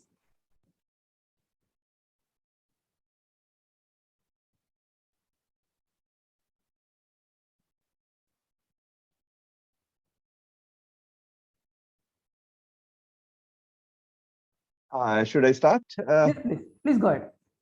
Yes, thank you very much for inviting us into this very nice discussion, and we have learned a lot. And our program is relatively young program, and we have a free health care system in Sri Lanka. So because of that, we have a lot of patients lined up for surgery. And we have done up to now about 50 Fontans in our program, and we have to, like, it is giving 3 operations to 1 patient, where there are VSDs and tetralogy of fellows. Those patients are almost cured with 1 surgery. So we actually have to limit, because of limited resources, the number of Fontans that we do. And one reason I think is, whenever one experience I would like to share is, whenever there is systemic veno-venous collaterals, always what I have noticed is PA pressure is generally above 20 after BDGS. When the BDGS pressure is above 18 to 20, invariably when I usually do the SVC injection higher up in the SVC or in the innominate vein to see whether there are any veno-venous collaterals. When the PA pressure is high, above 18 to 20, I always observe that they have developed veno-venous collaterals. I think this is a pop-off from the SVC to low pressure IVC. And I generally do not recommend going for Fontan for such patients. That is our experience. Thank you. And Dr. Dr. Manish? Dr. Manish, any comments? Dr. Taufik is not available. Good afternoon. Good afternoon. Thank you so much for inviting me in this wonderful webinar. I have learned a lot. We have not that many experience of Fontan. We are regularly doing cases of coronary heart surgery, but Fontan, we don't have that so much of data. You know that when the patient gets better, usually they don't come to follow up. So we won't get that actual period. Usually they come late, like after 10 years, 12 years. Then we do Fontan evaluation. Then the data will not come as good as it should be. So we have few number of cases, and they are under follow up. We have quite a number of mortality also in Fontan. So we have a mixed result, I would say.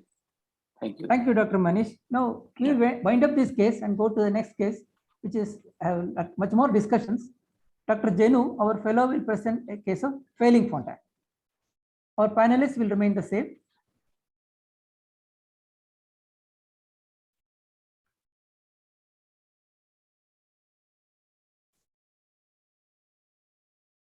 Good evening, everyone. I'll be presenting a case of failing Fontan. This is a 16-year-old girl who presented with a cyanotic congenital heart disease, transposed great arteries with an inflow VSD and severe PS. She presented with severe cyanosis at 2 months of age to a nearby hospital.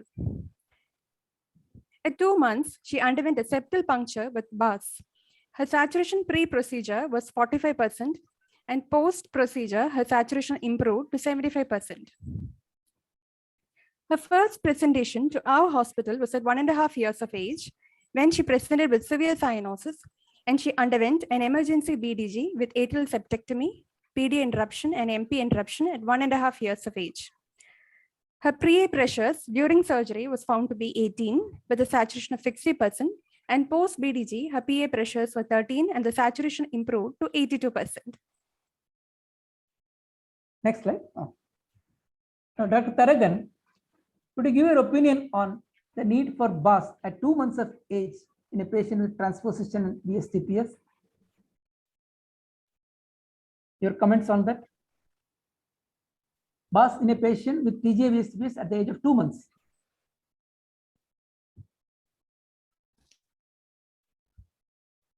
You're able to hear me? Hello, is it for me? Yes, yes. No, I'm sorry, I can't hear you. I think there's a lot of. Could you opine on the balloon? Yeah, only. Yeah, I will just tell one or two things which came to my mind. This, of course, is TGA, VSD, PS, but the PS is certainly not very severe. We should not assess the severity of PS by the gradient nor the intensity of the murmur. In TGA, especially, or the cyanosis, I mean, basically the cyanosis. These two are very misleading in assessing severity of PS. Assessment of severity of PS in a TGA should be by the pulmonary blood flow across the ventricle. Here, of course, it must be the left ventricle. I personally feel that this patient did not have very severe PS, which is actually corroborated by the marked improvement in the oxygen saturation after balloon septostomy. See, after balloon septostomy from 44 to 75 is one indication that the pulmonary blood flow is good. And that also is corroborated by the pulmonary artery pressures, which was 18 prior to your BDG. Obviously, I mean, today with the problems of Fontan, I would think even early on, you would probably err on a two ventricle repair than a single ventricle. That we will discuss. That is obviously a little questionable. We can discuss it later. Yes, now we will discuss that point only. Dr. Oliver, please tell us whether BDG or BT-shunt or biventricular repair to choose when the child presents at 1.5 years with severe cyanosis and underweight. Yeah. How to decide? Again, it's whether the eventual, let's say, outcome or pathway will be biventricular versus univentricular. So if there's straddling or what, we would certainly also go for univentricular. And with that, certainly would do a bidirectional plan plus interruption of the forward flow. BTS is not going to work. Anyway, now how will you decide whether occluding a person with antegrade blood flow is essential? Dr. Chetan, what is the strategy at the time of BDG? During the second surgery? Here, the forward flow is basically, if it's transposition physiology, it's oxygenated blood going into the pulmonary arteries, which is wasting the forward flow. In that situation, probably don't need the forward flow to be kept. Then you can just go for a Glen with blocking the forward flow. It all depends upon what the morphology is of the subpulmonary stenosis. If there is more overriding or double outlet right type of morphology, then you could leave it forward flow because it allows you to go with the bidirectional Glen for a long time. It all depends upon the morphology. No, but in transposition physiology, it's pulmonary venous blood flow going back to the PA. Yeah. So it's not useful to keep the forward flow. Dr. Baiju, can you tell us, in a patient who has a difficult to route VST in transposition VST-PS, what are the strategies that can be adopted? Dr. Baiju. Yeah. See that today, like most of the VSDs in a transposition can be routed to one of the great vessels. So, like the indication to go in for a univentricular path will be as Dr. Oliver correctly told, it's a straddling of AV valves or hyperplasia of one of the AV valves. But I think in our experience, most of the VSDs can be routed either to pulmonary artery or aorta. And if the pulmonary valve is hyperplastic or not usable as a systemic semilunar valve, you could do a root translocation. So we would rather go in with a root translocation or a half-turn truncal switch and route to one of the great vessels if it's possible. And if it's not possible, only then we will think of considering going in a univentricular pathway. Okay. Next And slide. having said that, I think I only took this patient to univentricular pathway. That we'll discuss. And we thought the LV was smaller, and then that's another issue of doing a BDG as a palliation. Once you are into one pathway, it's very difficult for you to convince yourself to come back and go to that. But having said that, we have got a lot of patients who are at a palliation with the BDG, and we have taken to Rastelli route, either by taking down the BDG or leaving the BDG as like a 1.5 ventricle. Yes. Now, Dr. Chetan, can you tell us whether in transposition VST-PS, does this univentricular pathway differ from other univentricular hearts? Or their behavior different? I would, it always depends upon what your systemic ventricle, if usually you got two good sized ventricle, so you would expect the Fontan in the longer term to work well, but all depends upon how the PA anatomy, the PA pressures is going to be. So I think underlying morphology over the longer term has not shown a big difference. Okay. Dr. Oliver, can you share your Yes. experience with BDG or Fontan in those patients? TGA, VSD, PS. Well, yeah, as mentioned before, and most of the VSDs can be rerouted, but what has been published in literature and what happens in real life is sometimes a bit different. So even in Birmingham, we still have done Fontans in TGA, VSD, PS, not only for straddling. And in some of them, especially when there was concern about the size of the left ventricle, I actually requested the surgeons to do a palliative zenning. So to address the let's say physiology, to get pulmonary systemic venous blood to the pulmonary arteries and pulmonary venous blood to the aorta. And then if the left ventricle doesn't grow, you could always do a bidirectional blend later. So to some extent, some 1.5 type of operation. And some of them do well. And certainly I think again is one of these alternative pathways because Fontan is certainly not a cure in some of them. And also for follow-up or if they live at high altitude, something like that may be better than a Fontan. Nice. Now, Dr. Taragan, you already commented on the early BDG in this patient. How late is a BDG to be done in these patients? TGA. Hello, I can't hear you. How late? You already told about the early BDG in this patient. Can you tell us how late a BDG can be done in this patient? I think BDG, I mean, I wouldn't recommend BDG, but BDG, the best time is between 3 months to maybe 6 months to 8 months. That is what the recommended one. I do not know, in this patient, of course, must have come late. I would like to just ask Dr. Beju, would you do some aortic translocation into the left ventricle? You know, because that's also quite easy. Aortic translocation, then you can close the VSD and put a conduit from the RV to the pulmonary artery. Would you do that, or you think it is? No, the question was, is the if you are doing a BDG, how late it can be done? I can't hear you, Dr. Krishnamurthy. I'm if so you sorry. do a BDG, how late it can be done? That is the question. I think it should be done within 3 months to 8 months. Okay. That's the ideal time for BDG. Okay, next question, next slide, please.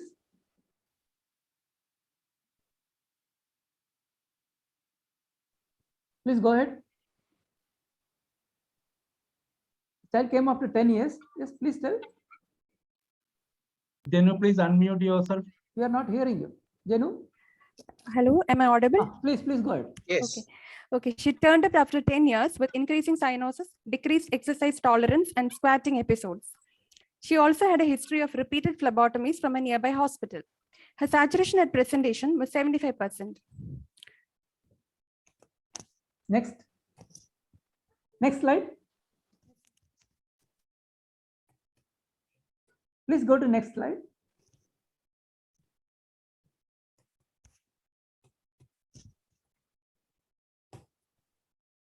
Jenu, please go to next slide.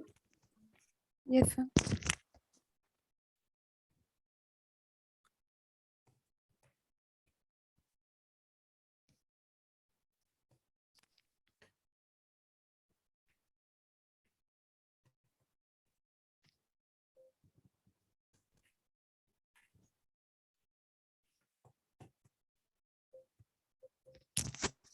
Jenu, please advance the slide. Sir, the slide is not moving, sir. Can you please stop sharing and share again, ma'am? Okay. Or click on the slide. Please click on the.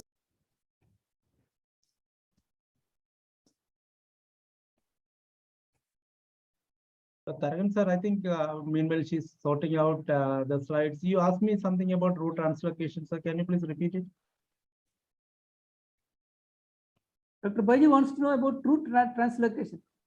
He's asking No, Dr. Tarakan. I thought Tarakan What sir was the asked me question he's something about asking? something about. Sorry, I'm not able to get most of the question. He's Again, if asking you- what was the question about root translocation. I can't hear you. I can't hear you. I cannot catch the question. Dr. Can you Baiji, just stop your video? Just cut your video and see if your audio improves. Dr. Baiji wants to know what was your question about root translocation. Okay. Root translocation. Yeah. I think through translocation. What was the question he's asking? Ikaido's procedure or something. I'm not very familiar with this, but then there's one where you can get it VST TGA PS situation. That's all. I mean, I just want. Dr. Jenu is back online. Yeah, please go ahead, Jenu. Okay, so a cath was done at 12.5 years of age. This is a ECG pre-cath which showed a sinus rhythm with a right axis deviation of around plus 120 degree, and there is also right ventricular hypertrophy.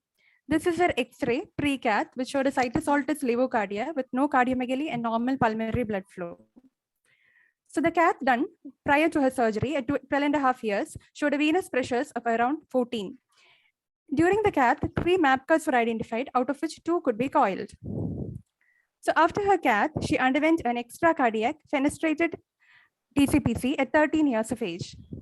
Her saturation pre-TCPC was 73% and the Glenn pressure was 11. And post-TCPC, her saturation improved to 92% and the Fontan pressure was 15.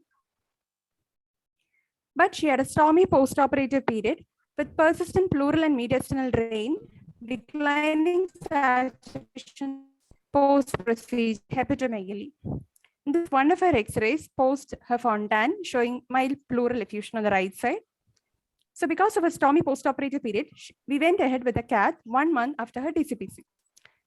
And this is her cath data, which showed a systemic desaturation with an aortic saturation of 88%, and pressures showed an elevated venous pressure with an SVC mean of 20, an IVC mean of 22, and there is a gradient of 4 to the LP. LP mean was 18. There is also a systemic ventricular ED was 14. And during the cath, we also identified an LP stenosis, and by echo, a moderate TR was also identified. Her PVR during this cath was 3. Yes. Now, Dr. Oliver, can you describe the protocol for catheterization in a patient prior to DCPC and on follow-up? Well, certainly we would always do a head and groin. So you have to enter SVC. We always do a shot in the innominate vein to rule out systemic venous collaterals. We normally do a shot in the innominate vein in AP projection, and then the left pulmonary artery in 30-degree LAO. We get pressures at the same time. We take simultaneous pressures, ideally, not necessarily with 2 transducers, but we take pressures in the atrium, in the pulmonary veins to calculate transpulmonary gradient. We wouldn't routinely do a ventriculogram because we can see that on echo, but certainly would assess the arch also because we are dealing with a lot of hypoplasts. Collaterals, while they're ubiquitous, certainly after cave pulmonary shunt, and they come back even after you call them, as long as the kids are cyanosed. So unless they're huge collaterals, we wouldn't do anything. To call MAPCAs are in transposition VSDPS, I think is the right thing to do because they're true MAPCAs.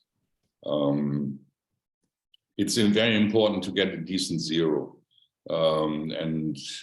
Unfortunately in Birmingham, we've done all our catheters with general anesthesia and positive pressure ventilation. We basically don't use any PEEP, but still you get positive pressure ventilation. And with that, I normally go for the troughs and I look at the data rather than what the computer prints out, because the computer in our system certainly averages the pressures over 5 or 8 cardiac cycles. So always take the same measurements at the same respiratory cycle. There can be huge variations. Do you catheterize all these patients prior to TCPC? Yes, invariably.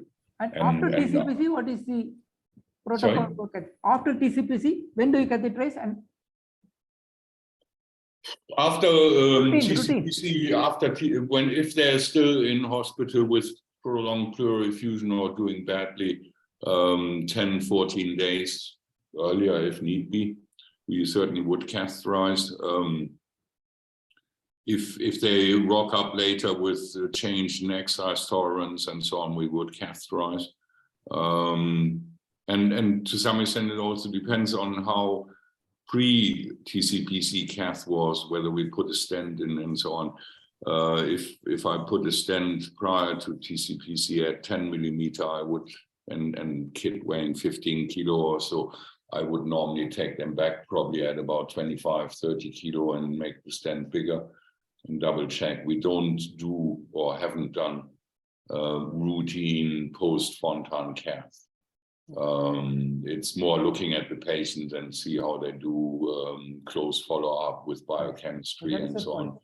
And MRI certainly when they're an adolescent. Next slide, please. Go to the next slide. So Dr. Chetan, can you tell us when to intervene in a patient with significant AV valve regurgitation prior to TCPC? Should it be staged or do you do it along with TCPC?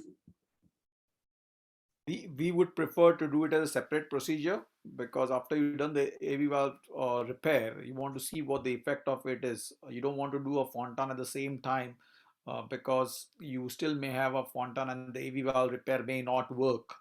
So, and quite often if your AV valve maybe regurgitation may be a surrogate marker of how your ventricular function is. And what we tend to do is see is if you've done a AV valve repair, the function goes off. So in those situations, trying to do a Fontan, the same operation is probably not advisable. So majority of times we would probably go for AV valve regurgitation as a separate procedure prior to TCPC. Dr. Baiju, your opinion on this, your view? Baiju? Yeah, I agree with Dr. Chetan that, but then again, it also depends on the amount of AV valve regurgitation. So if it's mild to moderate, and obviously in our setup, we would like to cut down on one stage. If it's mild to moderate, we would rather go in. But if it's more than moderate or severe, we would certainly repair the AV valve and wait for the results, because for two reasons. One is that like some of the AV valves which look very perfect in the early postoperative period will start to regurgitate a little later. So then you have another chance to go in and correct it at the time of Fontan if it's like mild or moderate. And we would also like to say, see how the ventricle takes it. And we have a couple of patients who had AV valve regurgitation corrected and they went into severe ventricular dysfunction. And so our current strategy is that if the AV valve regurgitation is severe, we will do it as a separate procedure. But if it's like just reaching moderate, then we will probably repair the AV valve first, come off and see. And if the TE looks okay, we will probably complete the Fontan just to avoid the cost of another procedure. Okay, there you have a consensus now. Now next slide, Jenu. Okay, after the cath, after 1 month, she underwent a surgical LPA-plasty plus tricuspid valve repair within 1 month after her Fontan. So, but she continued to have persistent pleural effusion and mediastinal drain.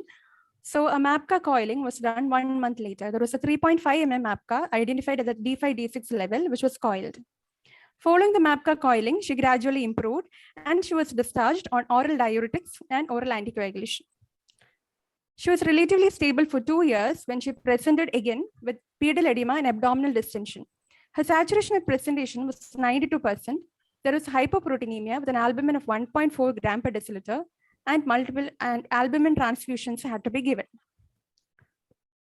So at 2 years later, at 15 years of age, we went ahead with a repeat cath and an LPA stenting. During the cath, the TE was done, which showed a flowing Fontan fenestration. An LP origin stenosis was identified on cath.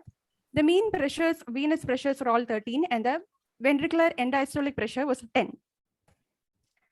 So this is the Fontan angio, which showed an LP stenosis, which was subsequently stented with a 12x21 undermed stent. So post her cath, she had again recurrent admissions for protein losing enteropathy within 1 year, with pedal edema, abdominal distensions, and saturation of 92%. She required multiple albumin infusions. During her last admission, she had symptomatic cholecystitis and she was referred for a cholecystectomy. During that time, we evaluated for other options like biventricular repair with Fontan down. So CT was done post her LV stenting. So this is her RA, RV and LA and LV. So LV looks slightly smaller than the RV. This is a coronal image of the same patient.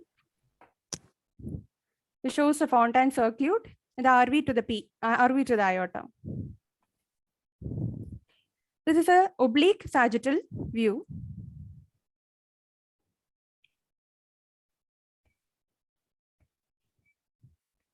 Here we can see there is LA, which is opening to the LV. This is the inflow VSD. This is RV to aorta. And this is the inflow VSD with subpulmonic extension. And there is no AV valve straddling. This is a short axis image.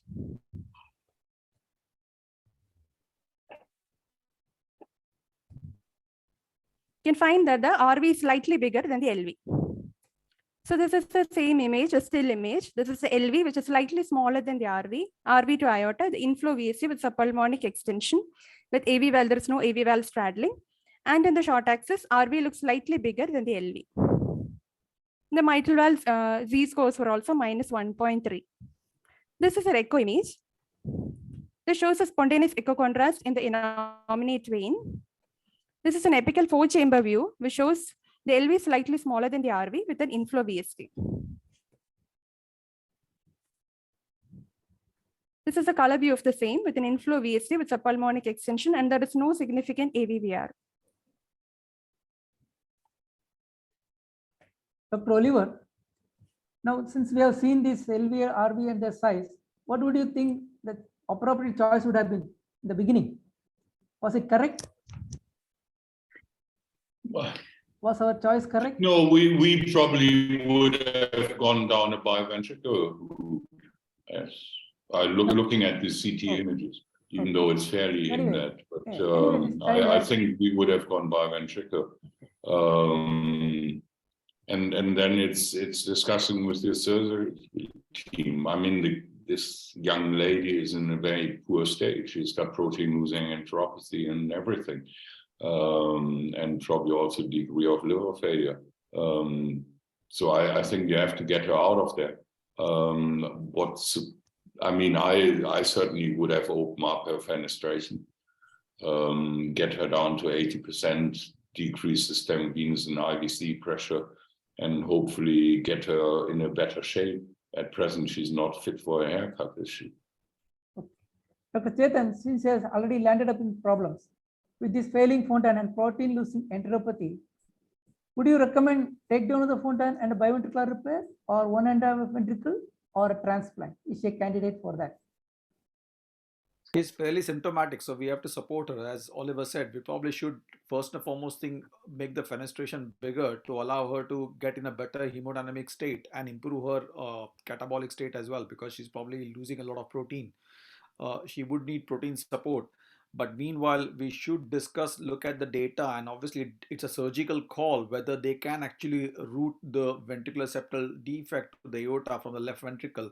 And if they can, then she could go with a 1.5 type repair as well and leave the IVC in the circulation to take the right ventricle with a conduit across the pulmonary artery. So that would be the best case scenario. I think for heart transplant, even the PALE candidates, where they go for heart transplant, the 5-year mortality is very high. So I'm not sure whether heart transplant is the right answer. We have to try and do as much as possible with our own heart. And I think the best way would be if we can go for at least a 1.5 ventricular repair, if not a biventricular repair. I'll ask the same question to you, Dr. Chetan, which I put to Dr. Oliver. Is he the right candidate for Fontan, or do you think biventricular would have been better? I think based upon as Oliver said, on CT scan in Birmingham, we would have tried to push our surgeons to see whether they can route the LV to the aorta, the Rastelli pathway, and see how, because I've got similar patients like this one, and we have done a biventricular repair. And yes, sometimes we do have to come in again to deal with the Rastelli pathway. There will be some degree of subaortic stenosis obstruction created, but they don't have the misery of the Fontan. When will you consider takedown of the Fontan in this patient? and going for biventricular repair. Already landed You up. have to have an exit strategy before you take it down. So you need to have a definitive plan. What is the exit strategy? Just taking down the Fontan and putting the patient on ICU is not right. We have to do something else to take this patient Aiming forward. at biventricular repair. Well, but the surgical risk to take her now is humongous, isn't it? Yes. I mean, it's probably 30% mortality. You have to get her better first. Yeah. Next slide, please. Dr. Murthy, can I Yeah, put in a comment? Please tell. Yeah, certainly we are really aggressive in taking biventricular repair for this particular patient, and I can't recall why we didn't do. And sometimes what CT scan doesn't show is that, like, you may have a big tricuspid papillary muscle on the wave, especially in an inlet BSD, and you detach and do a complex tunnel, and you end up with a problem. So probably I still can't gather why we didn't do a biventricular repair, and she has in fact planned for a takedown of Fontan and biventricular repair before other things happened. But my one question is that, like, you got after all intervention, you got a IVC pressure of 12 and a saturation of 92. And do you think stenting of that fenestration is going to help your protein-using enteropathy with an IVC pressure of 12? Yes. I don't care about the pressures.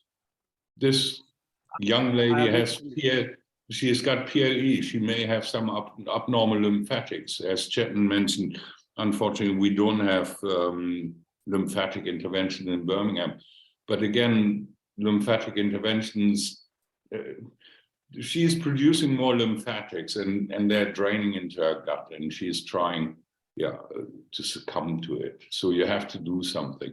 And I don't care about pressure of 12. She's got PLE, reduce her IVC pressure, even if it's only 11. I would have fenestrated her and get her down to 80%. And sildenafil and all the rest. I get it, Dr. Oliver. Just don't take me wrong, just for argument's sake. We started we started off with a IVC pressure of 22, and after our re-intervention and all that, we got it down to 12, and it didn't cure the PLE. And do you think doing a fenestration by taking down from 12 to 8 is going to cure the problem? It will, definitely. With all the other stuff, yes, I would say I think her PLE is improving. What would you think is the risk to take her for Fontan takedown conversion to biventricular? Just rough figure, 30%, 40%? Yeah, it would be the last option in my list. That's why she didn't get it in the first instance. We tried, like as I said, we have taken a path. We try to improve the path as much as we can and see if we can manage with that. But unfortunately, we couldn't. So this question has partly be answered. And Fontan takedown and going for biventricular. What is the experience in Birmingham? Very few cases. I think I can remember 1 in 20 years from Fontan takedown to biventricular. As I said, I had some similar cases where I actually managed to convince Bill Braun, one of the greatest surgeons, to do palliative Zennings, also with a slightly small LV and so on. And I think that's a forgotten operation, but it's actually not bad in that physiology, especially if you can't, let's say, provide with a very good follow-up and close follow-up, which all Fontan's patients need. I mean, you guys at times you're really struggling with losing them to follow-up, as you almost did in this case. So with the palliative Zenning in that physiology, actually they can live and hide in the forest for quite some years without coming to any harm. I know, and again in Birmingham, to some extent, with embarrassment, I have to say, we normally do RUS studies. We don't do root translocation, Nikaidos, or anything like that. And then you're committed also replacing convit and all that. It's a big decision and lifelong commitment to treatment of these very complex congenitals. Yeah, please go to next slide. Dr. Chetan, at what point of time do you think a failing Fontan should be considered for a transplant? Thing is, in our centers, especially if there's a persistent pleural effusion, which are draining for more than 4 weeks, we have done TPN, we have given, what was the other thing? We have tried steroids, and whenever nothing has worked, we have spoken to the transplant center and say, would you consider this patient for transplant? And a lot of time, the transplant centers always come up with the same answer, that why did you come to us so late? That's what they usually say. So they prefer to be told about these patients quite early on. So if you know that some patient is not working very well in the first maybe 4 to 6 weeks of transplant, the discussions, 4 to 6 weeks of Fontan, the discussion should start happening if it's an early Fontan failure. Obviously, if it's a late Fontan failure coming with PLE and none of your interventional strategies are working, then you have to start talking to a transplant center. Yeah, but transplantation in this group of Fontan, failing Fontan with PLE and preserved ventricular function is the worst outcome. Yes. So, and I mean, certainly grafts in the UK were very, very limited and so on. And I think in her current condition, she's not fit for a haircut or transplant or conversion to biventricular. You have to do something before. Next slide. Medical management portfolio enteropathy. What are the options, Dr. Chetan? I think Dr. Stumper would be the best person to answer this. He's done a fantastic job on protein losing enteropathy. He's made a nice protocol, and we will follow that. I don't want to take away his. Well, we give high protein diet. We give them sildenafil. We give them diuretics, ACE inhibitors, spironolactone. We fenestrate all of them and really get the saturations down. Anything, and as I said, I don't care whether your pressure reading is 11 or 12 or 15 or 20. If they have PLE, they have PLE because they have got too high IVC pressures, too much lymphatic production in the gut, which basically seeps out through the gut. That Just interventions through will the come kitchen sink, get that. Interventions will come to that. What about the medical management? What are the options? Well, as I said, sildenafil, ACE inhibitor, diuretics, MCT diet. We've given them enoxaparin in the past. The problem with that is if you have to give it long term, you get osteoporosis, and then we're routinely giving budesonide, which is an enteral steroid. Next slide. Now, please tell us the interventions. Percutaneous. Fenestration. What are the percutaneous interventions? Yeah, fenestration pathways, takedown, whatever. And lymphatic interventions sound all great, and I'm a great admirer of Joao Dori. But yeah, somehow lymphatics are lymphatics. If I sit on an airplane for 12 hours, my feet are swollen. So if you block off some lymphatics, this stuff will just go somewhere else. You have to come on top of the stimulus, which creates more lymphatic drainage, and that is high IVC pressure, thus fenestration. Yes. Or takedown. Okay. Next slide. Yeah. Dr. Chetan, could you tell us how assist devices can be used when a patient is scheduled for transplant as a bridge? Unfortunately, I'm not the person to answer this question because we have no experience of using assist devices at Birmingham. We are not a heart failure center, so we don't use assist devices. And next question is for Dr. Tarakan. When we do CPR for a Fontan who has a circulatory arrest, do we do abdominal compression with chest compression or chest compression alone? How does it make sense? Am I audible? Yes, yes, you are audible. I think it makes sense to have abdominal compression also because a lot of reservoir is in the abdomen, and I don't think the chest compression itself will allow antegrade flow. It can have retrograde flow into the venous system. So I think abdominal compression is an important component of CPR, but I have no personal experience with this. But this is basically what I've read. Yeah. And do you think the survival depends on that, or any I have no idea. I'm sorry, I don't. Dr. Chetan, Dr. Oliver, any comments? I think Well- Fontan having a cardiac arrest is a very poor outcome, whether it's in hospital arrest or out of hospital arrest. You can do various types of CPR, but usually the outcome is abysmal. Yes. Next slide, please. The child finally expired at a nearby hospital where she was admitted for cholecystectomy within few months of her discharge. Dr. Chetan, please comment.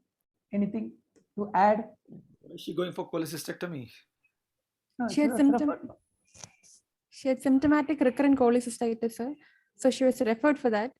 At the local hospital, she had protein-losing enteropathy again. She was admitted at a nearby hospital with abdominal distension and pedial edema and diarrhea, and she expired there. Well, as Dr. Stumper said, that she was not even fit for a haircut, and getting her admitted in for a cholecystectomy is probably the last thing you want to do. I think it's a miserable death to die, and with PLE, and I think that's why I think the Birmingham group, we've always harped on the importance about enlarging the fenestration when you have PLE, or even for that matter plastic bronchitis. You increase the size of fenestration, accept lower saturation, your venous pressures come down, the patients symptomatically feel a lot better, and that is what you want to achieve before you do any kind of intervention afterwards. No, but I think also in general terms, I think Chetan almost alluded to it previously, you start a contract with the family and the kid for that matter, if you embark on treatment of univentricular heart in emerging countries, yeah? And to some extent, that contract must include that all treatment henceforth will be done by your center.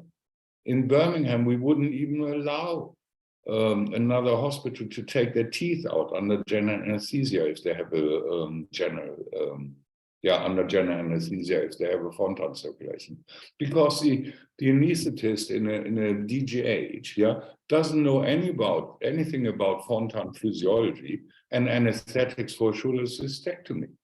Probably they whack the PEEP up, reduce their cardiac output, and then you can't do that. This kid has to be treated in an expert center with a cardiologist and a multidisciplinary team around. You can't abandon them in the desert of a DGH. Sorry. Nice. That brings us to the end of this case.